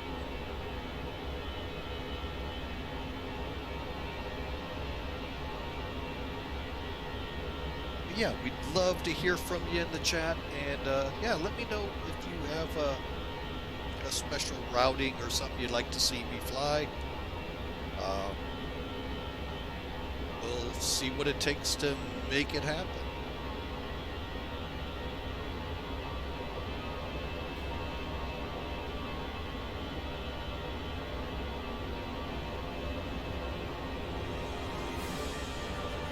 And there's also a big event. I just widened out somewhere.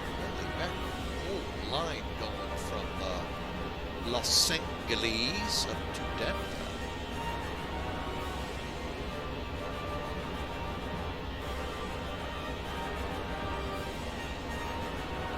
Huge line of traffic. And Denver is top to bottom. From delivery all the way up to center. LA is LA. There's a lot too. Several approach facilities up in the Oakland area too. So yeah, a couple of big events looks like starting up. I'm curious what's getting ready to kick off in Chicago. There is a ton of aircraft.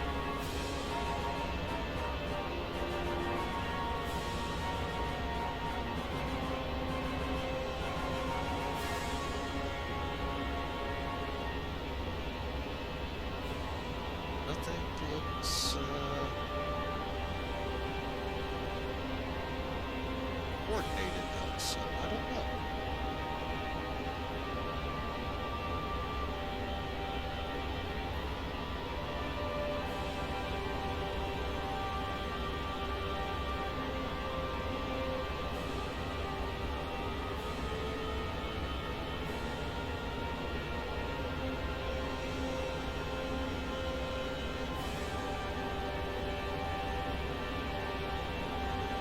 JFK to Singapore. Ooh, that's all. And actually, that used to be, no, Bangkok or Singapore. The longest flight, however, it went out of Newark. Yeah, that's all.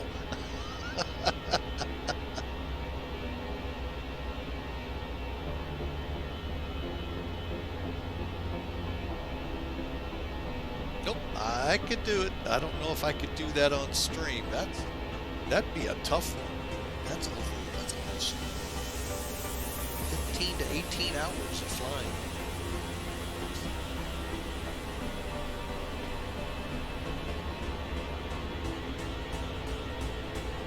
Now the question, Hawker, with your stream, would you do it?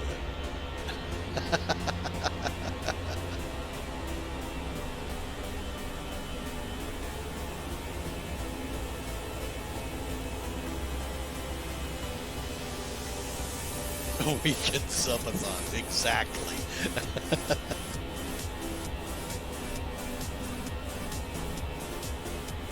Exactly.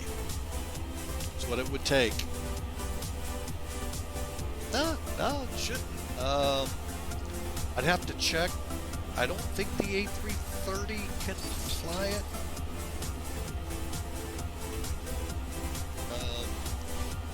But the A350, 787 should, and of course 747, 400s, 777s could make it too, on one tank of fuel.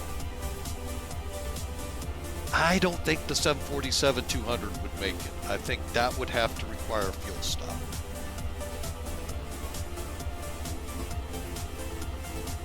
But I could be wrong. Even step climbing out of JFK, yeah, that would be tough. Even reversing, coming back from Singapore would probably still need a stop up in Anchorage.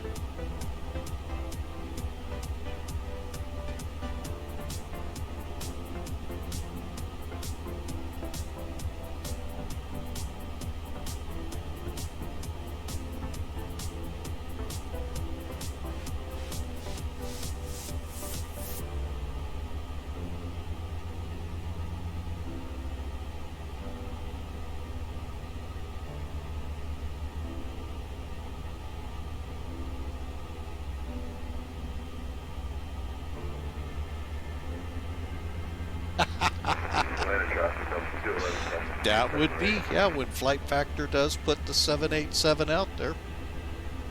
That should be able to make it. I'd have to look. I don't know much about that, or the A350, so. Oh yeah, A380 would make it too.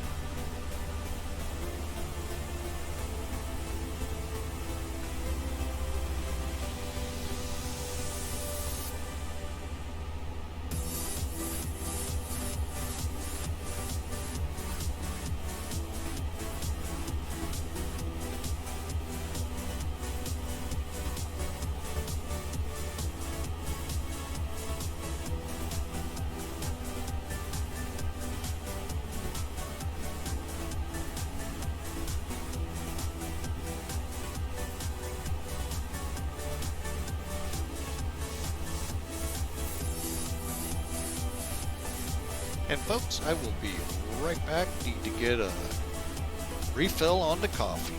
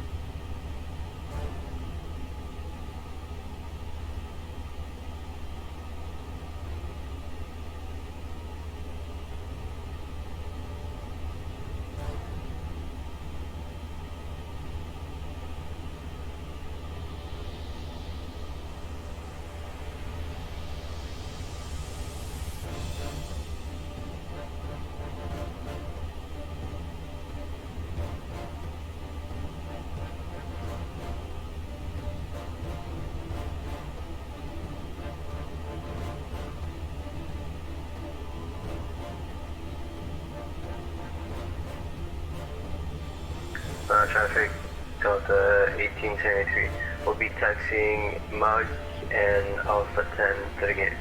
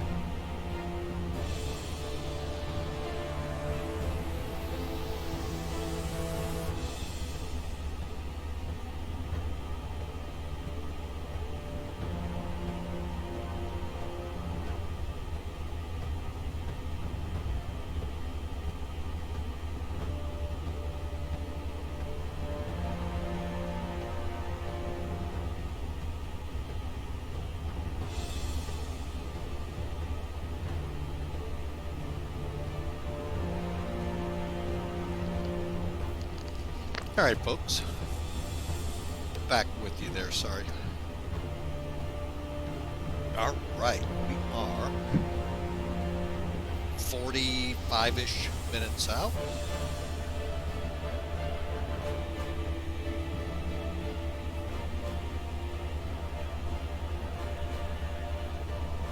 So what I'm going to do is pull up charts here.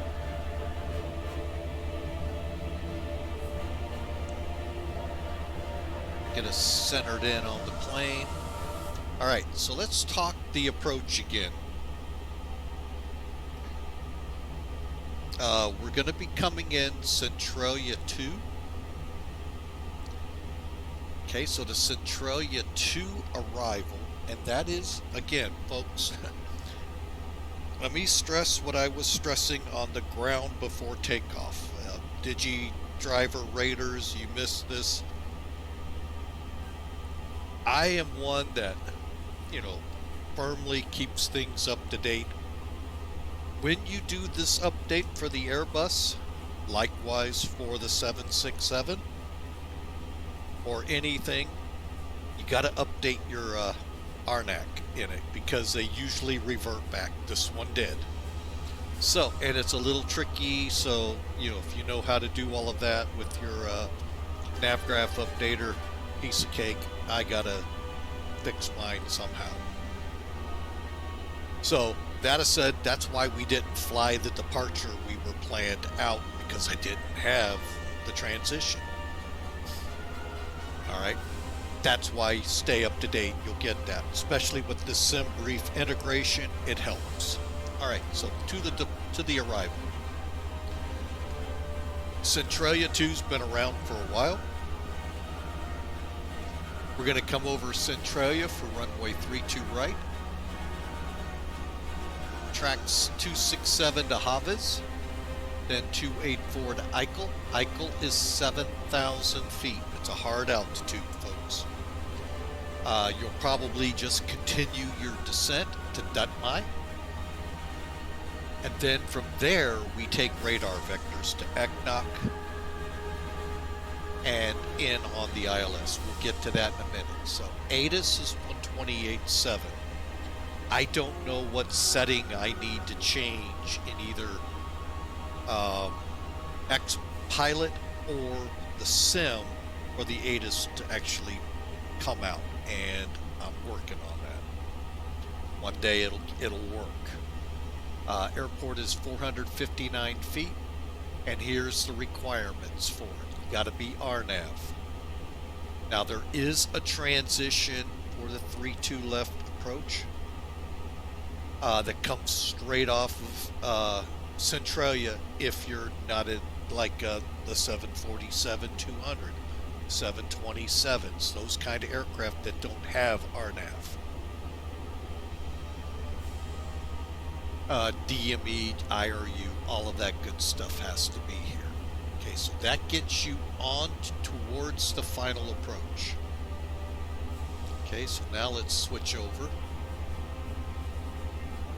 to the ILS, which is what we're going to shoot. Weather is still the sun. Well, it's back behind clouds, so much for that thought.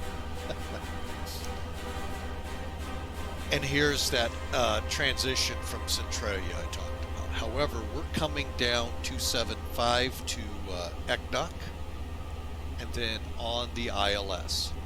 Again, there's your ATIS. We're with St. Louis approach, tower, ground. Okay, so for the approach, we just need to make sure 11115 gets put in RadNav. Our approach course is 319. We make sure those are good. We do that in the RadNav page. Right here, folks. And it should show up right here. It looks like it's right, I'll tell you right now. IJDU is the identifier. Front course 319.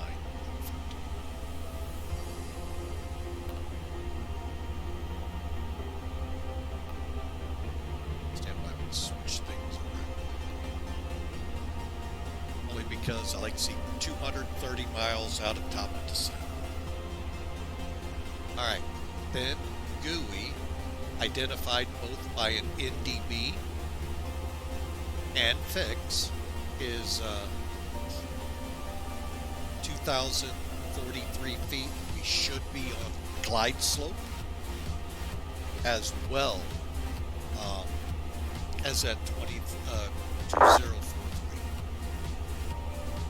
The ILS minimums, MSL 642, AGL 200 feet above the ground. Are both the same, folks. It's just One's what it would look like on your altimeter, what it looks like on radar. Radar is above the ground, altimeter is above sea level. Okay, missed approach, very simple. Just climb out, intercept a radial off the toy, VOR from Troy, follow it out to Eggnog, get into a hold.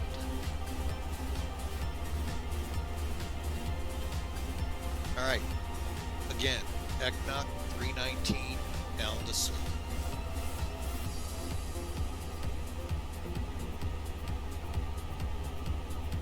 Should have Pappies on the left-hand side and Balzer approach lights, and then again, this approach information. Minimums for the runway. Again, 642 or 200 feet above ground. And an RVR of 24 or a half mile. Now, this little number 1 here is very important. You can have an RVR of 18 as long as you have a flight director, autopilot, HUD, or HUD, the decision altitude.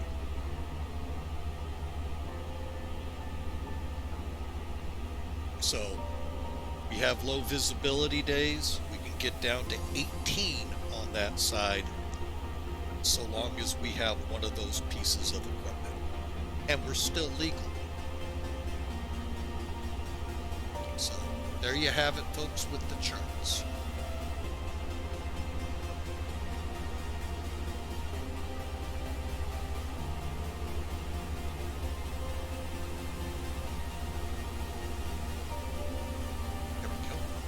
And why I do it, so that way when I get closer to Centralia, the chart will be there and I'll see where we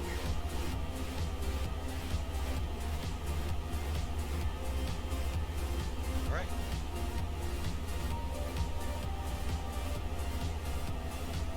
DigiDriver, you have a great week too. Thank you for the raid and all the raiders that came over with you. God bless you. Have a great week yourselves.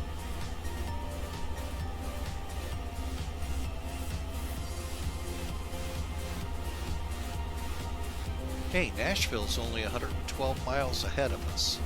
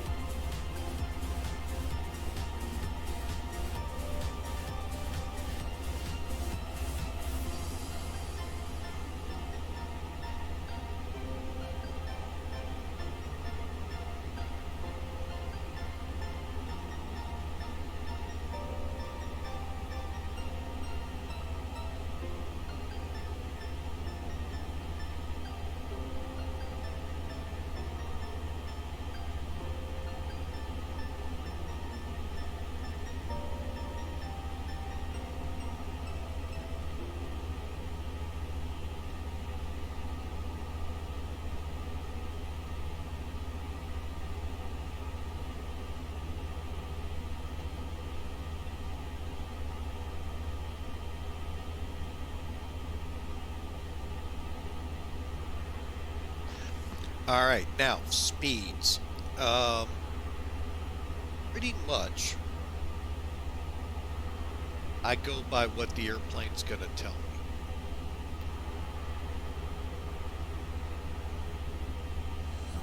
Okay, without the information entered here, we can set the transition though. And I have to figure out where to change that again. That changed with the update.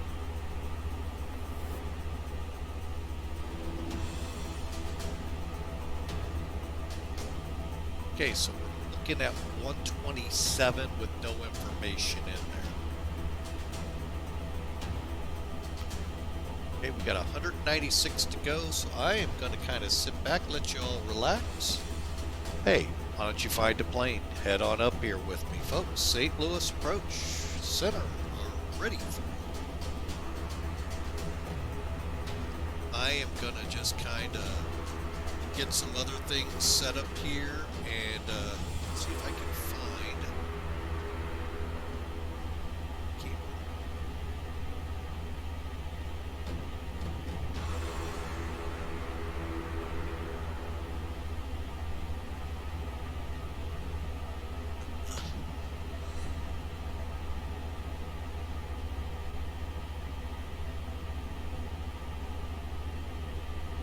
I thought I had that set to 18,000. Maybe I didn't. I don't see any way to do that.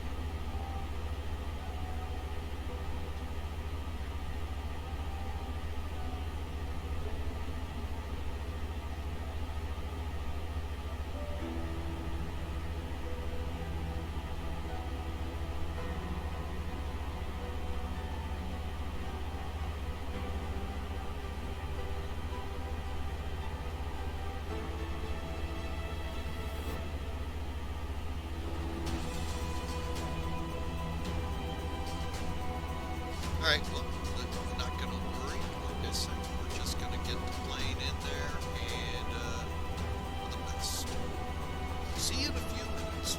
We'll just be here on the side again. Have an idea for where you'd like to see us head to? Hey, shoot it in the chat room. Even if you don't know what airplane you want to see, just put it there and I'll figure something good to fly there.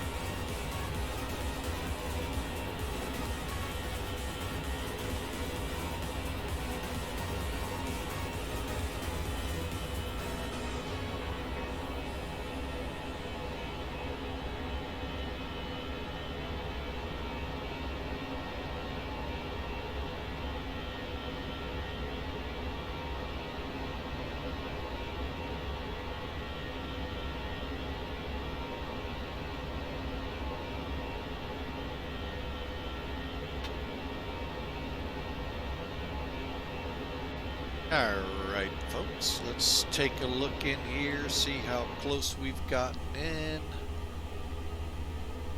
About 120 to go. About 80 is when I start working the numbers in.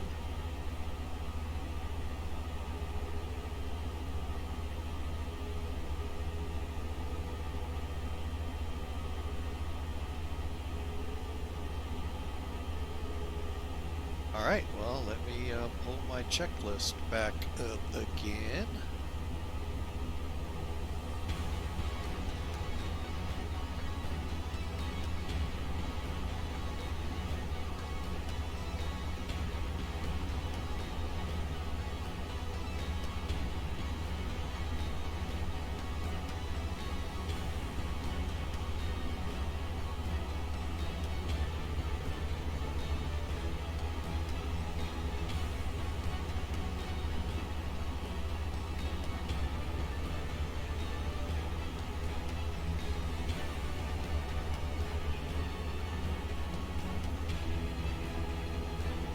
Alright, one thing I have been remiss in doing, hang on a second here.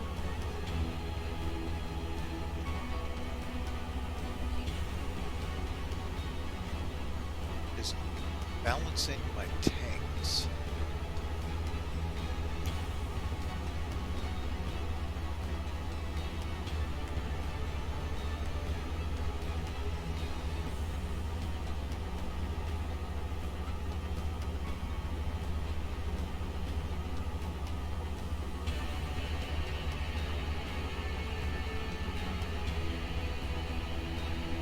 Alright, while that's at work,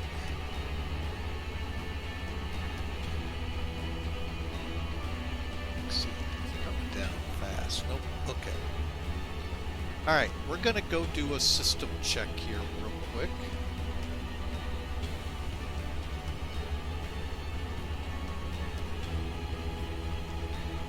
And basically what we're gonna be doing is just pull that off again and then go all and go through them rather quickly here. Everything looks green. Okay.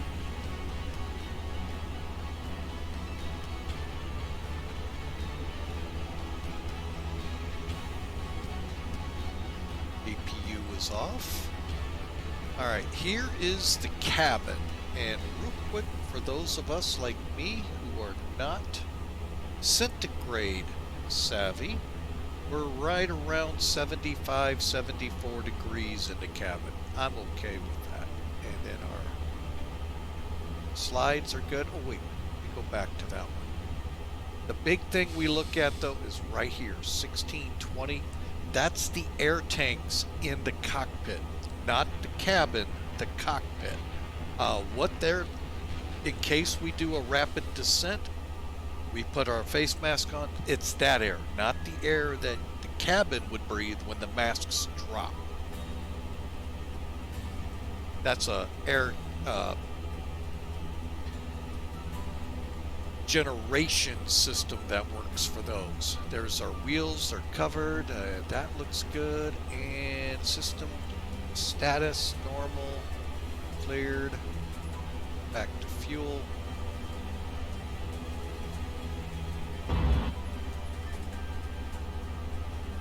And little ways to go.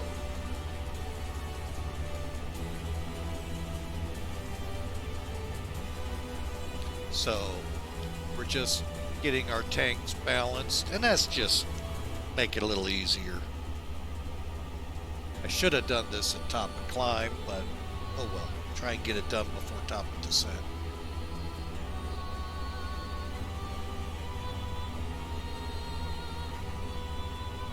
And basically what the cross feed in this one does, folks, is just what it says. In normal operations, unless your center tank's full, then it's going to disperse out to both engines.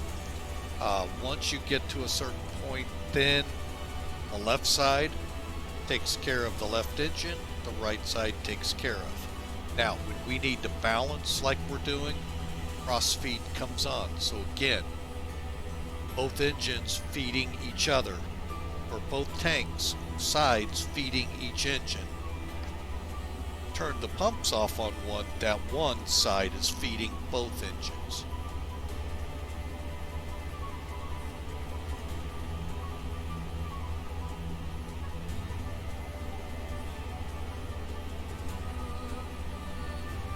And we're off Nashville.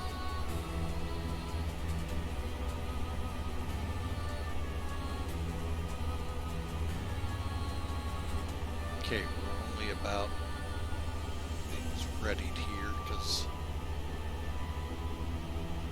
as soon as we're balanced, I'm going to put the information in, or as close to it as possible. The A319, I'd already be done. This one's a little slow on it. I don't know if that's real world the way it is or not. Sorry folks, don't fly them in the real world.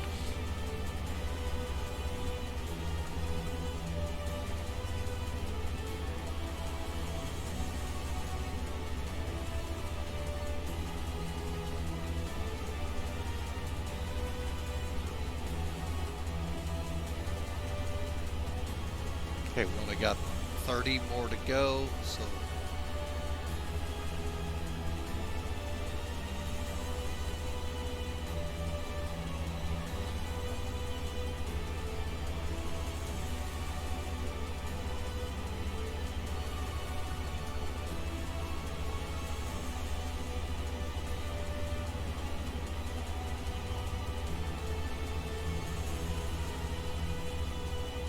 all right, almost, folks.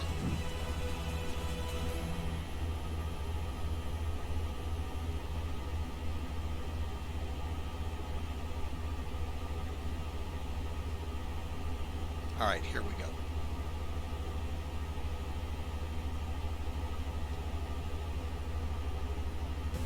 Okay, there's 30. Reverse it, turn your pumps on. Then the cross feed off. There you go. Then unselect it. All right, so let's get in here and get this FMC set to go. So we can get down and on the ground.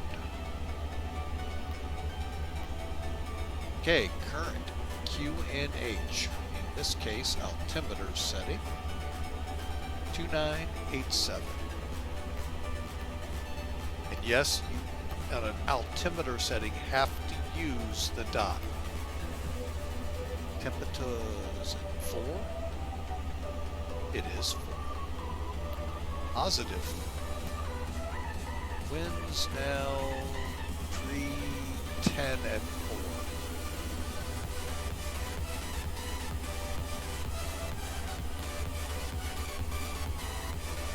Okay.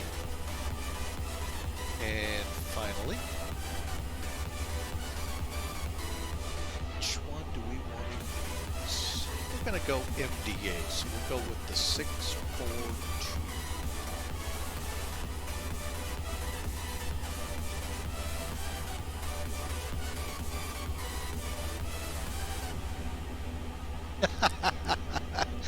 Yep. Oh, hang on a second.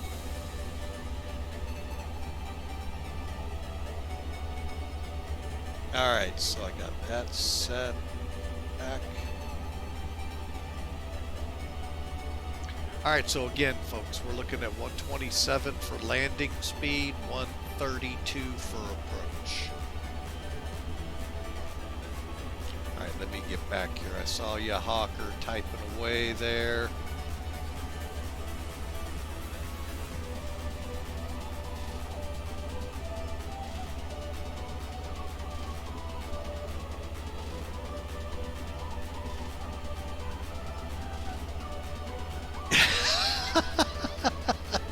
Those are my flight suggestions, huh? So, Perth to London.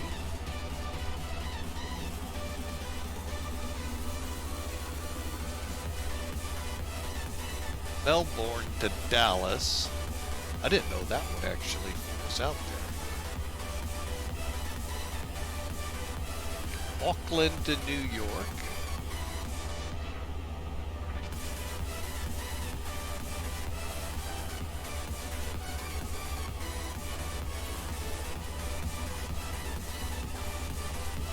Let's see, Auckland.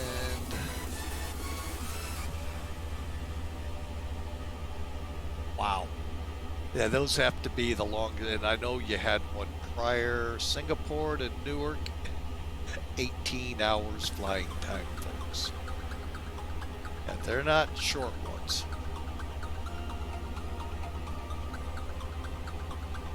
Yeah, folks, think about, now, if you're in the 787 or the A350s, you got that new pressurization system where it's set lower so you don't get the bends as easy. So, some pluses to those.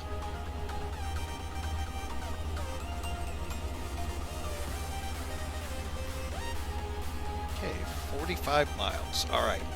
So, I know, 787 and A350 both have the same type of system, so A350 is actually out there by one of the makers. 787 we're waiting on. Alright, 20 miles prior to top of descent. We've got everything set, and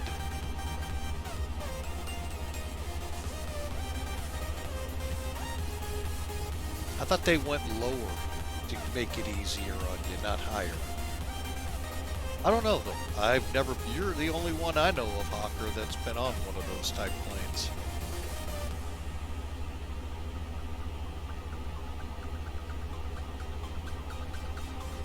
Okay, top of descent on the nav display now. It's this hockey stick right here.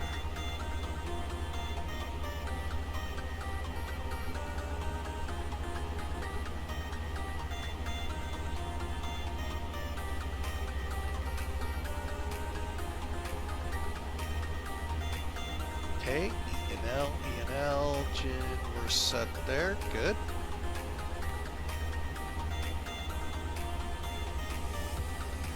Seatbelt sign is about to go on, and we are about to start our descent.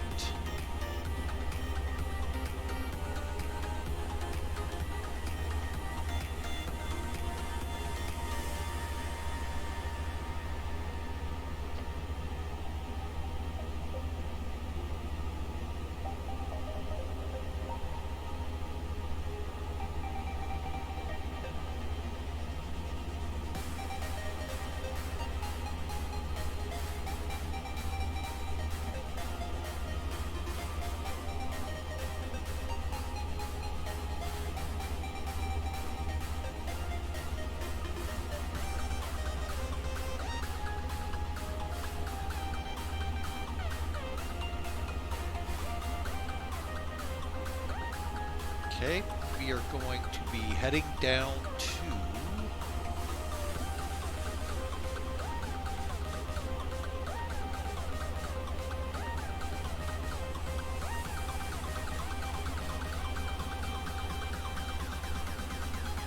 $7,000.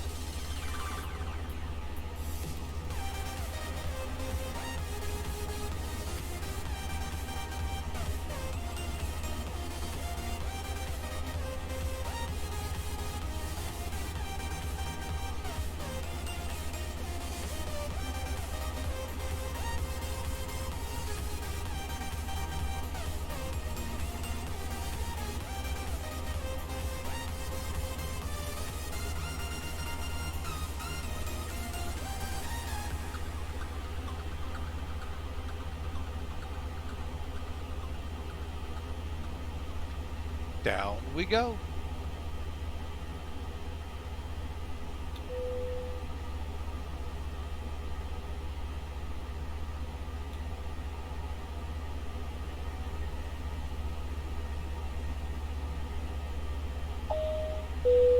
Ladies and gentlemen, in a few moments, the flight attendants will be passing cold drinks and a light meal. Please prepare your folding tables. It still Make sure your doesn't work seats are right. in an upright position.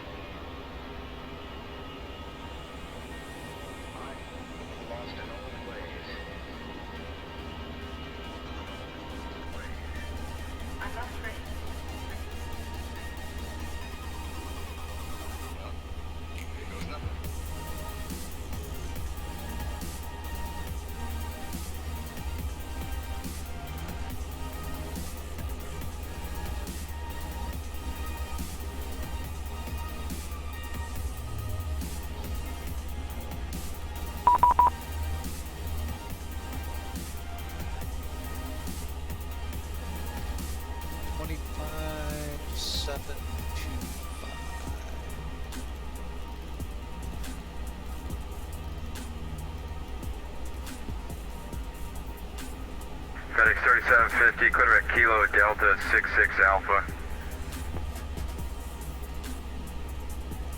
32, 125. FedEx 3750, clear at Kilo Delta 66 Alpha.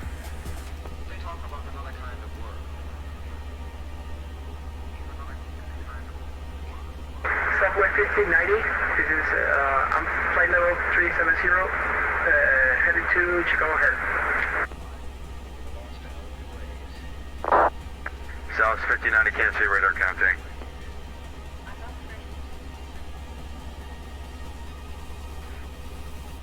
Kansas City Center, Allegiant 3014, descending to 7,000 with you, passing flight level 320. Southwest 1212, descend maintain 4,000. Descend maintain 4,000, Southwest 1212. Allegiant 3014, Kansas City Center, squawk 1451. 1451 for Allegiant 3014. Okay.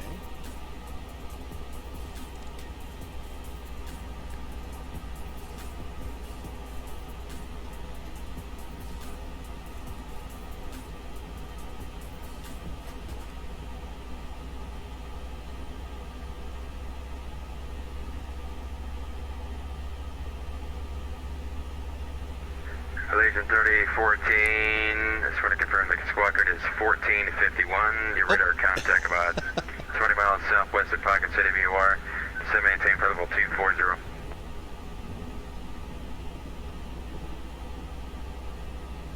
All right, we got 1451 now in the box, and did you give us a level to descend to or not? Affirmative, descend maintain flight level 240, radar contact. 240 for Allegiant 3014.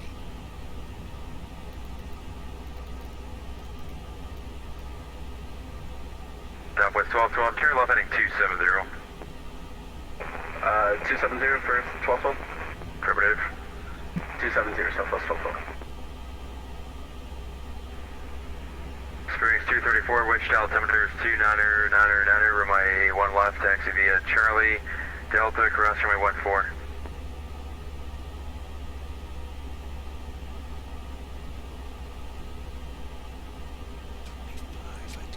Set.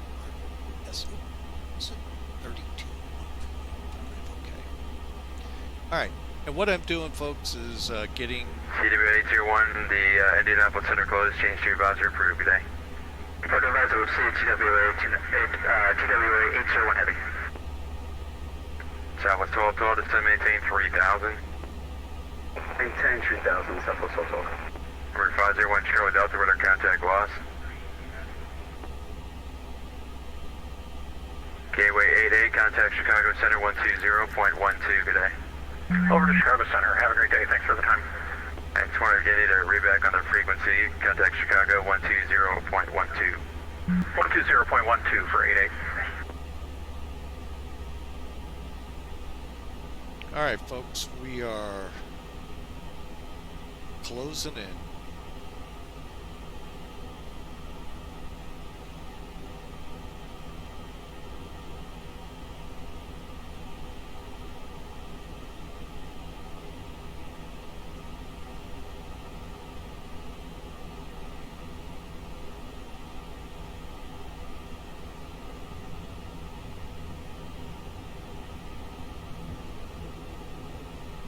South 1590, how do you hear the center?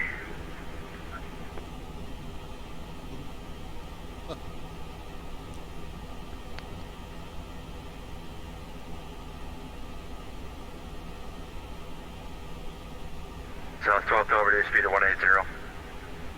180, Southwest 12. Allegiant 3014, reset your transponder, squawk 1153.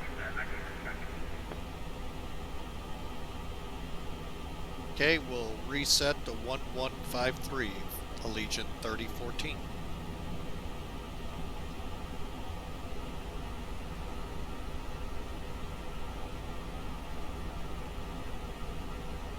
Kansas City Center, citation 474, Papa Charlie with you, flight level 430. We'd like to go ahead and start our descent. 4 Papa Charlie to Kansas City Center, so maintain for level 300. 300, 4 Papa Charlie. Allegiant 3014, cross Eichel at maintain 7000, St. Louis, altimeter is 2988. Cross Eichel at 7,000, Allegiant 3014. United 2302, contact Chicago Center 120.12, good day. 2012 United 2302.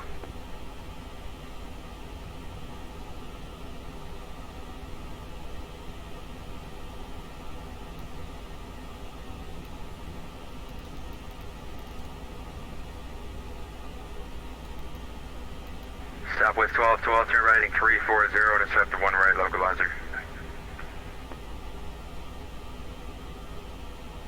340 heading, intercept the localizer, 1 right.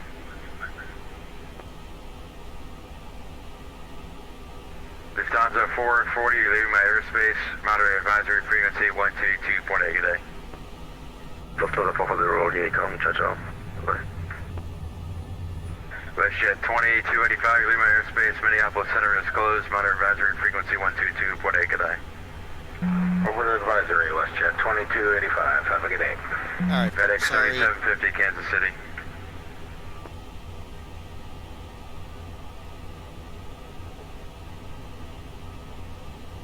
Again, sorry I've been... Southwest 1212, maintain 3000 to establish a localizer, clear ILS for my 1 right approach.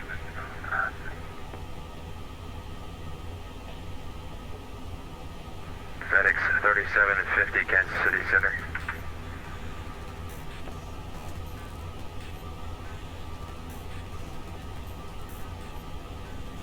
Pop the spoilers back in. Number 37610 here, Kansas City Center, go ahead.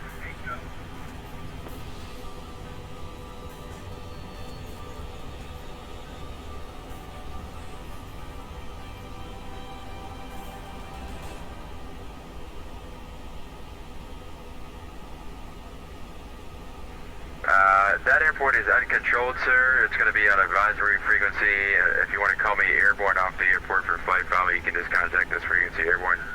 You can monitor advisory frequency for now that there's no tower at Romeo Charlie Mike.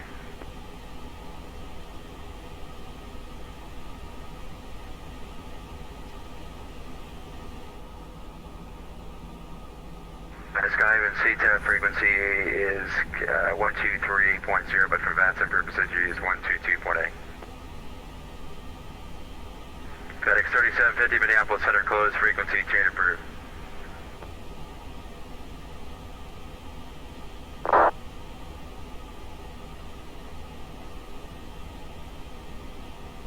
Southwest 1212, runway 1 right, clear to land, wind 3006.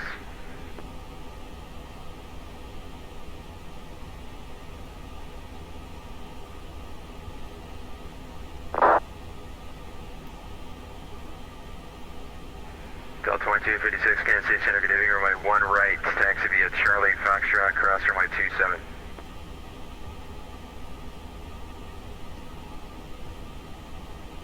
Experience 234, fly runway heading runway 1 left, clear for takeoff.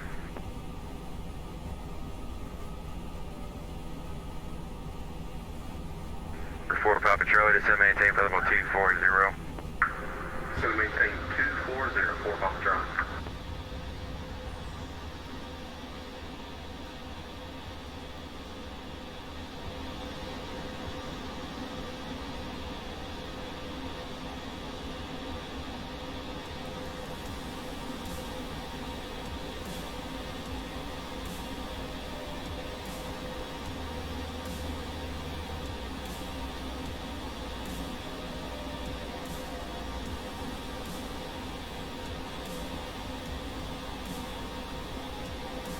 All right, folks, again, my apology for being more in on the plane than talking with you all, but we are, suffice to say, about 10 to 15 minutes out from landing.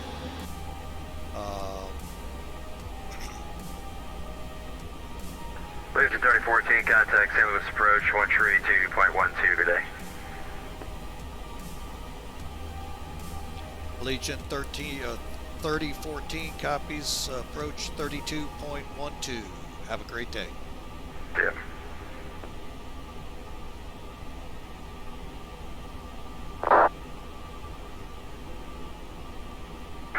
November, there's Sky, Bravo City Charlie, check your transponder, make sure it's on, because I have completely lost y'all radar.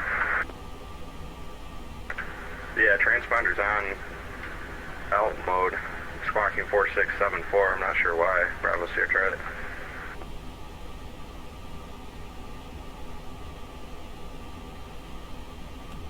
St. Louis approach, Legion 3014 with you, passing 13.5 for 7,000 at Ike.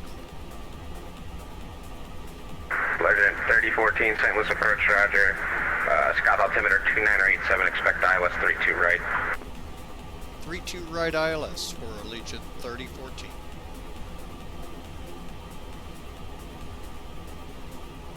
Sky, Bravo Sierra Charlie, I would try to, let's try, climb maintain 3,500 VFR and let's see if it picks it back up on radar. Copy, 3500, Bravo Sierra Charlie.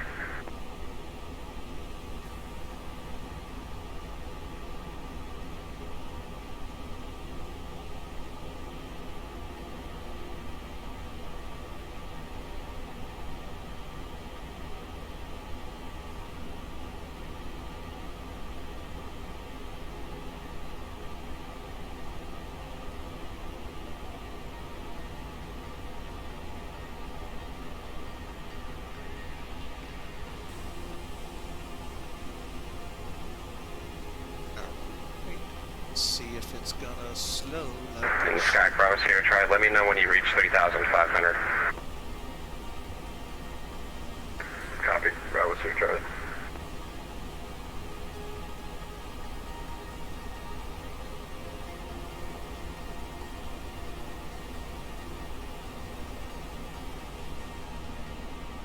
Wow, St. Louis is all the way up now. Wow.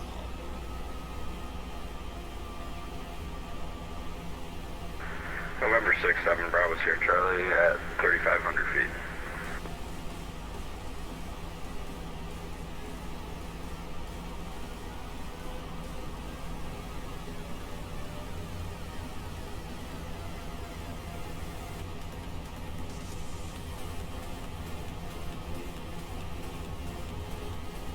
Okay, Sky, Bravo Sierra Charlie, I'm showing you at 1,800 feet. Check your altimeter. That's the closest I've got is 2988. Yep, altimeter set 2988. Bravo Sierra Charlie.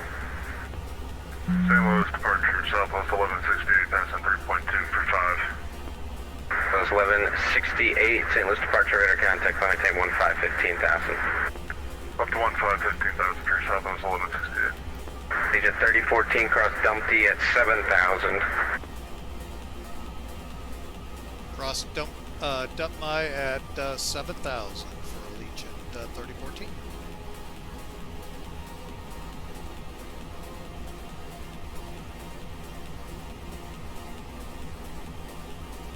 Nice hikes.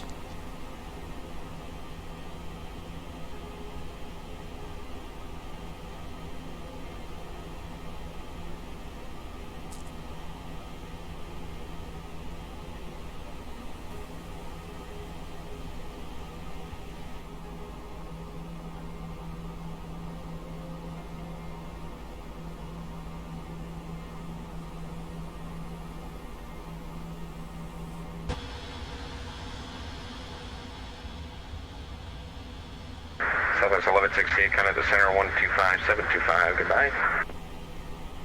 2572 for Southwest 1168, good day.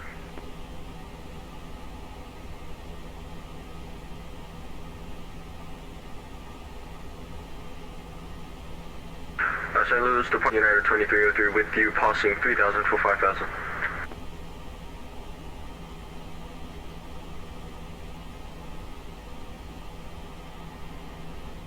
At 2303, St. Louis departure radar contact, climate maintain 15,000. Climate maintain 15,000, United 2303.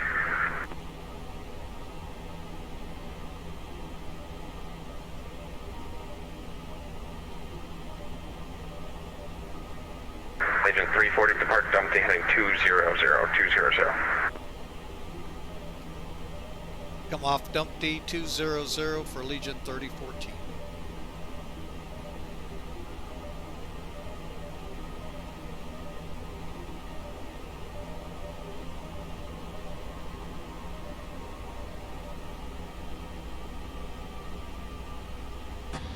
Agent 3014, depart Dumpty, heading 200. Allegiant 3014, off Dumpty at 200, heading.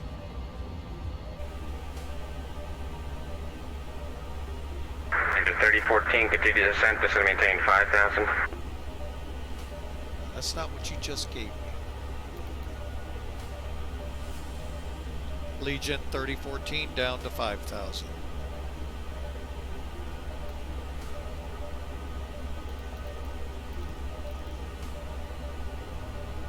St. Louis approach, citation 474, Papa Charlie with you, descending out of 16,000 across Bud at 12,000.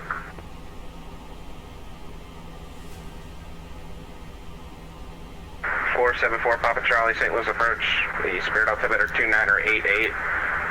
Expect a ILS runway 26 left approach. Okay, expecting ILS 26 left into Spirit of St. Louis for Papa Charlie.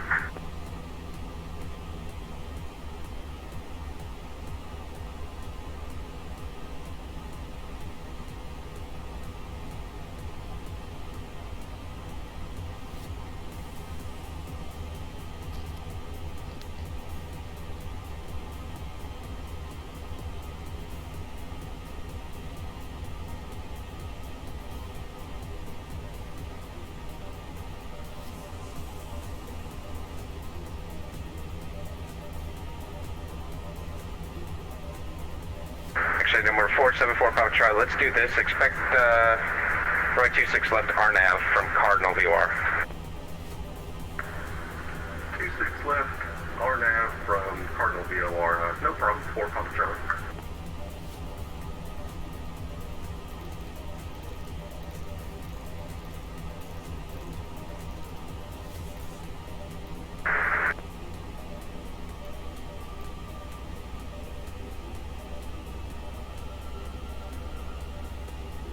And the St. Louis departure from the 785 out of 3,000. So the 785, St. Louis departure radar contact, climate maintain 15,000. 15,000 to the 785. At 2303, contact the center 125.725. Contact the center 125.725, United 2303.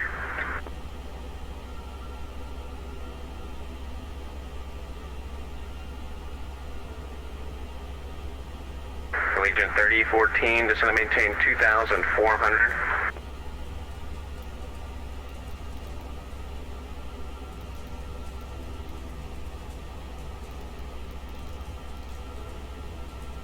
Legion 3014 down to 2,400, heading 200. Legion 3014, turn right turn, heading 290, join the runway 32 right localizer. Right turn 290 for the ILS for Allegiant 3014. 3014, let's make it 300. 300, turn now. 300 set. The 785, contact Kansas City Center 125725. We'll see you. 125.725 to 785, yeah.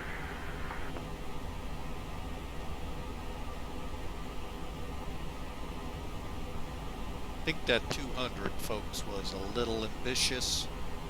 Hopefully, let me pull my head up here, see if I can... 474 Papa Charlie, cross Cardinal at or above Actually, disregard, we'll do that later. Just so they maintain 5,000.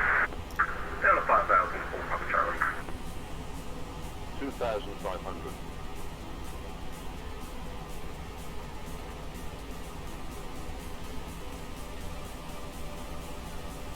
Slide away. 3014, if you need to turn back, let me know. Legion 3014's firming up on the localizer right now. 3014, roger. Cross GUI at or above 2,200. Clear to the ILS, runway 32 right approach, Scott Air Force Base. Cleared for the approach, GUI at or above 2200. Allegiant 3014, gear down.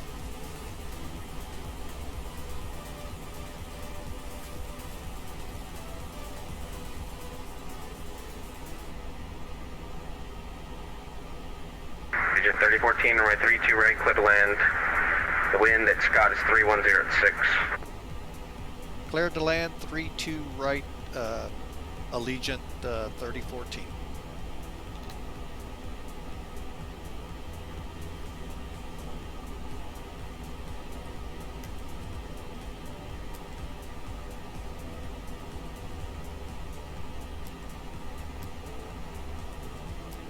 My bad, clicking the wrong one.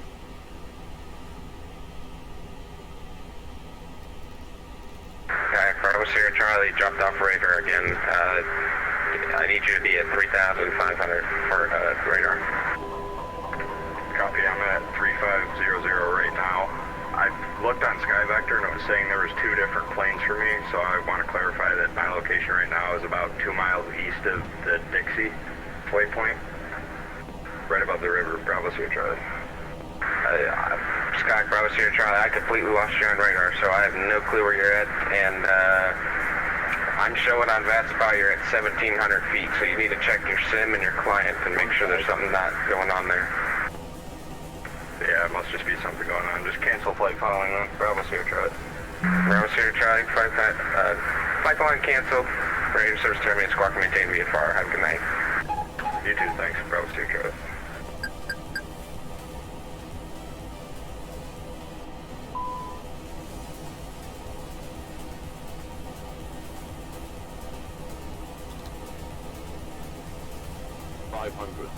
St. Louis departure, United 1350, climbing 3000.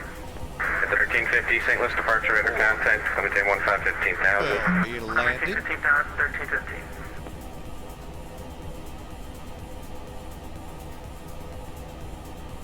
Above 300.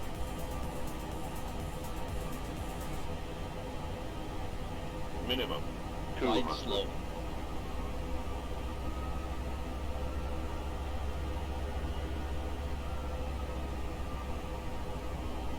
$100.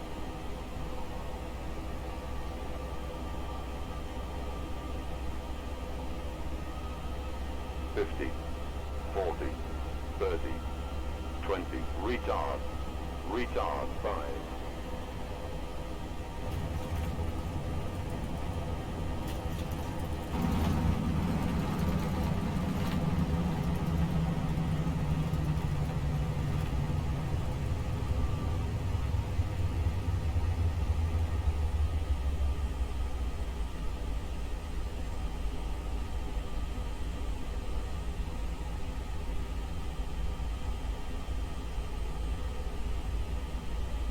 Alright folks, not looking at what the landing was like. That was a little shaky on my part.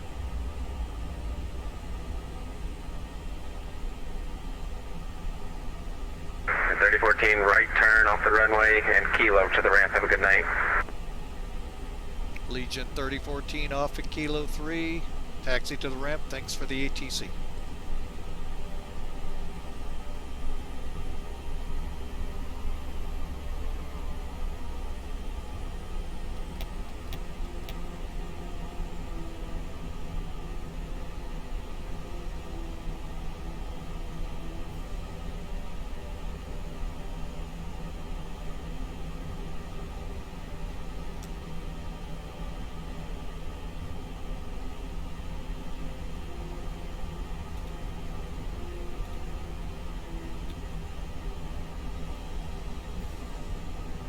3515, contact tower, or correction, contact the center 125.725. We'll see you. 12572, have a good one, United 50.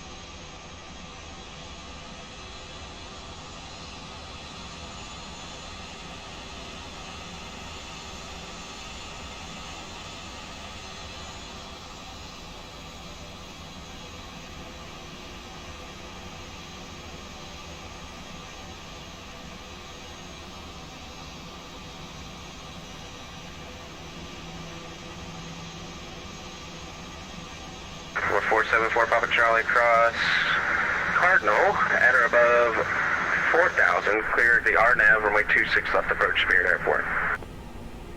Cross Cardinal at or above 4,000 and cleared RNAV 26 left approach. 4 Papa Charlie.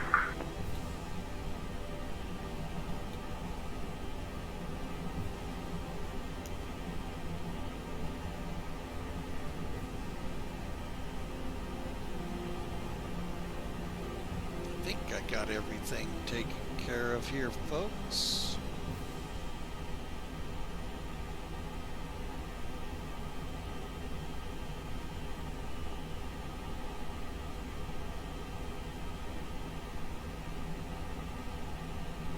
Nope, I don't.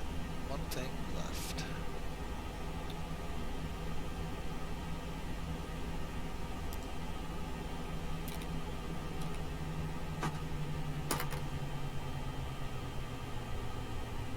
And approach Allegiant 3014's into blocks. Thanks for the ATC. Have a great night. Good night.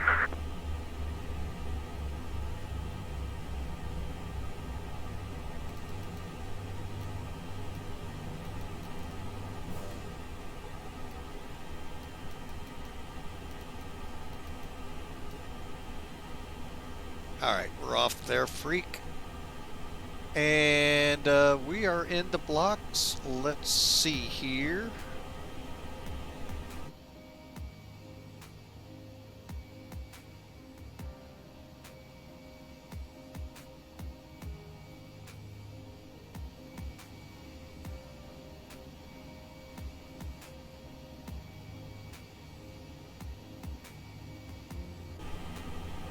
All right, let's get this off.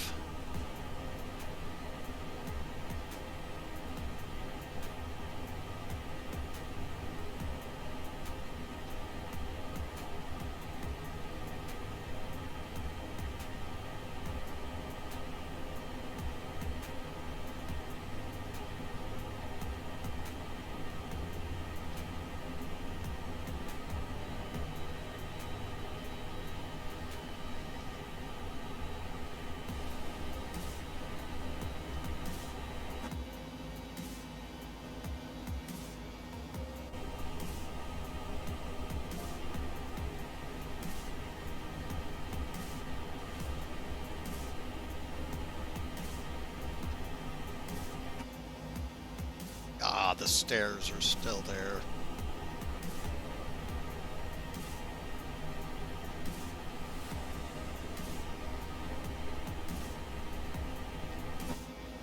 There we go. All All right, folks. And that's what I mentioned in the beginning, folks. Happens every now and then. The stairs will show, and it is what it is. Oh, what's this? Hang on a second.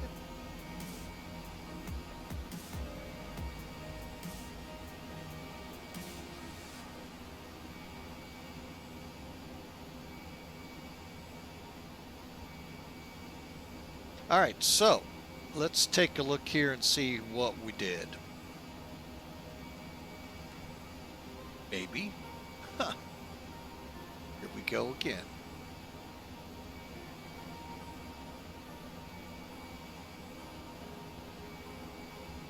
Why that wouldn't pull front, I have no idea. All right.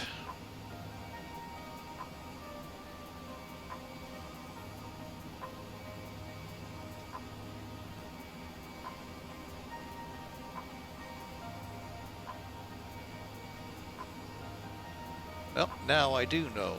It looks like OBS is again not responding. There we go. Okay, 164 for the landing. Not bad.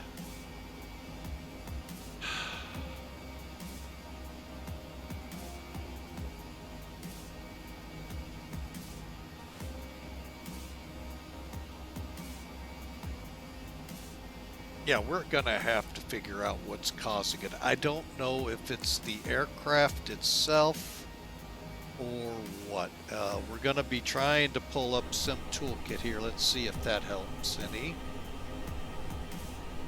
And it did a little good. A little. There we go. All right, so finish the flight.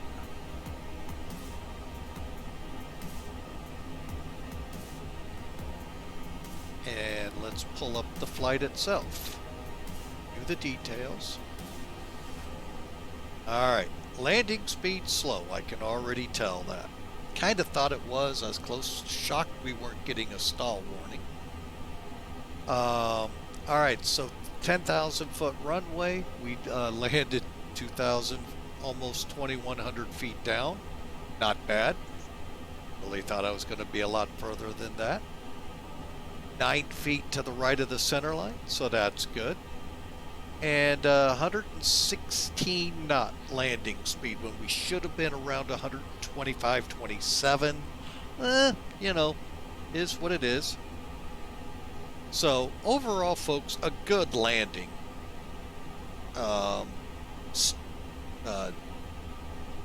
Numerically.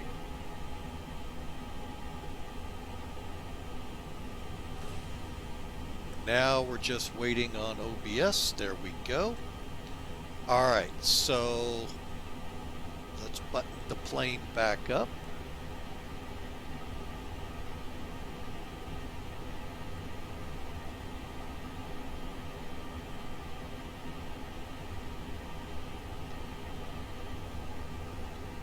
Okay, we're not on that. Good.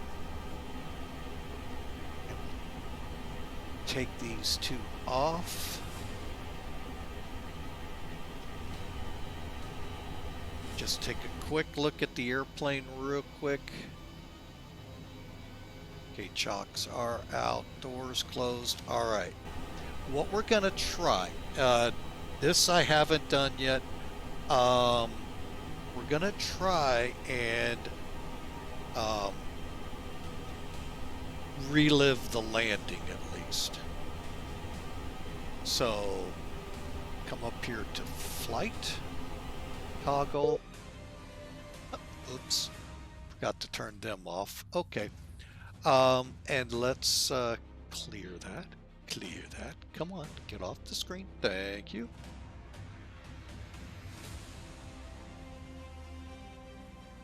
Let's just start from there.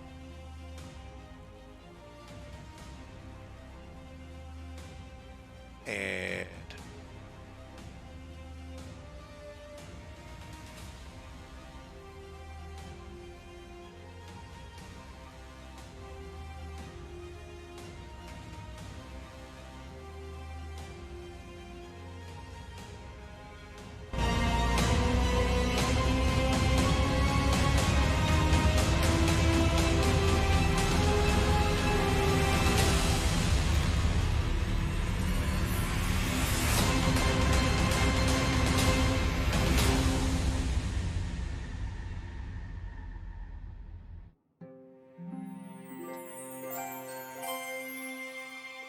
Let's see the good, the bad, and the ugly.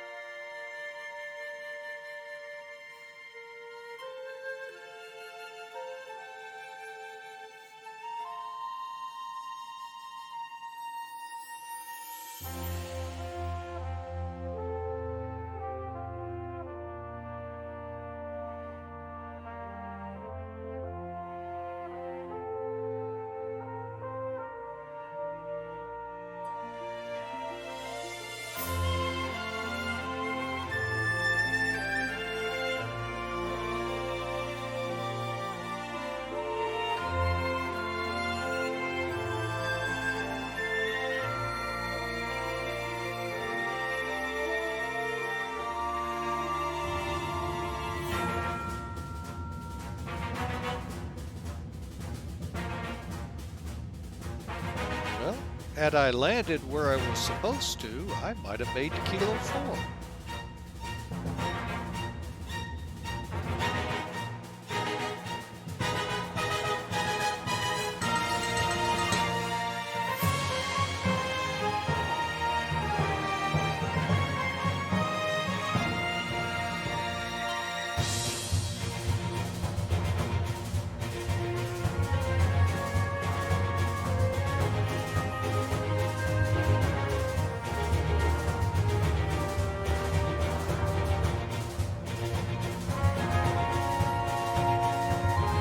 I am not sure what's causing that on the aircraft. All right.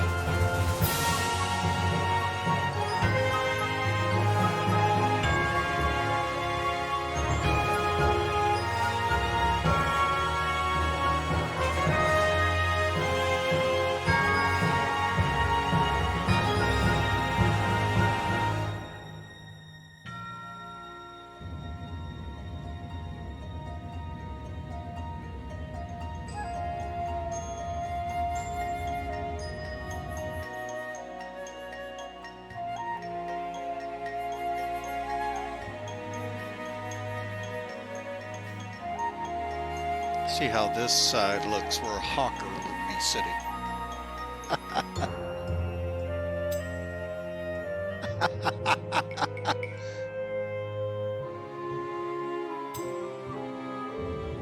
All right, well, I mean, 1-point landing's not bad.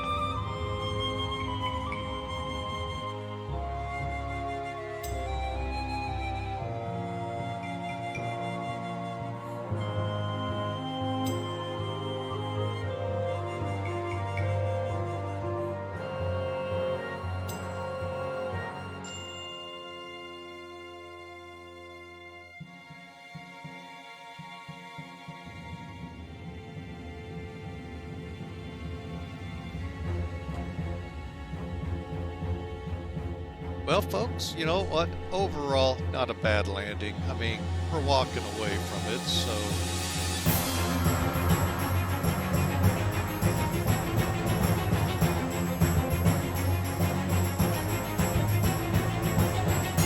And the reason the wiggly wings, folks, is because of how slow it was. I would almost guarantee that. All right, folks, well, we're going to put a wrap to it. Folks, I want to say it's been a fun, challenging, interesting day. A lot of problems here and there, either with the new version of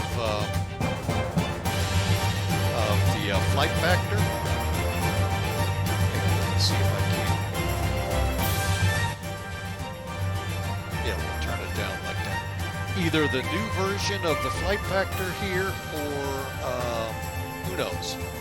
OBS is what I like to blame a lot for.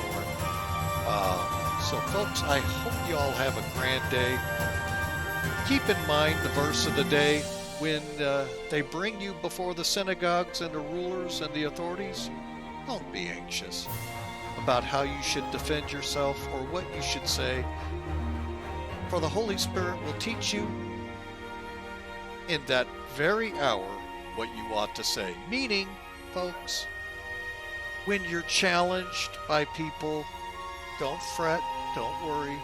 the Holy Spirit, there to help you, teach you, guide you, if you just listen.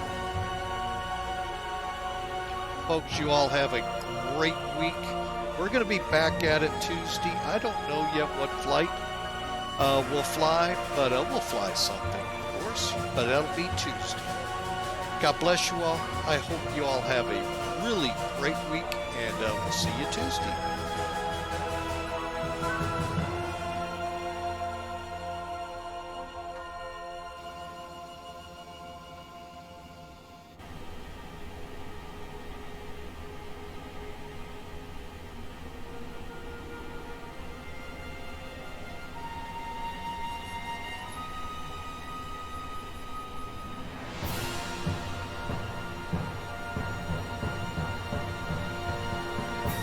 Good night, all.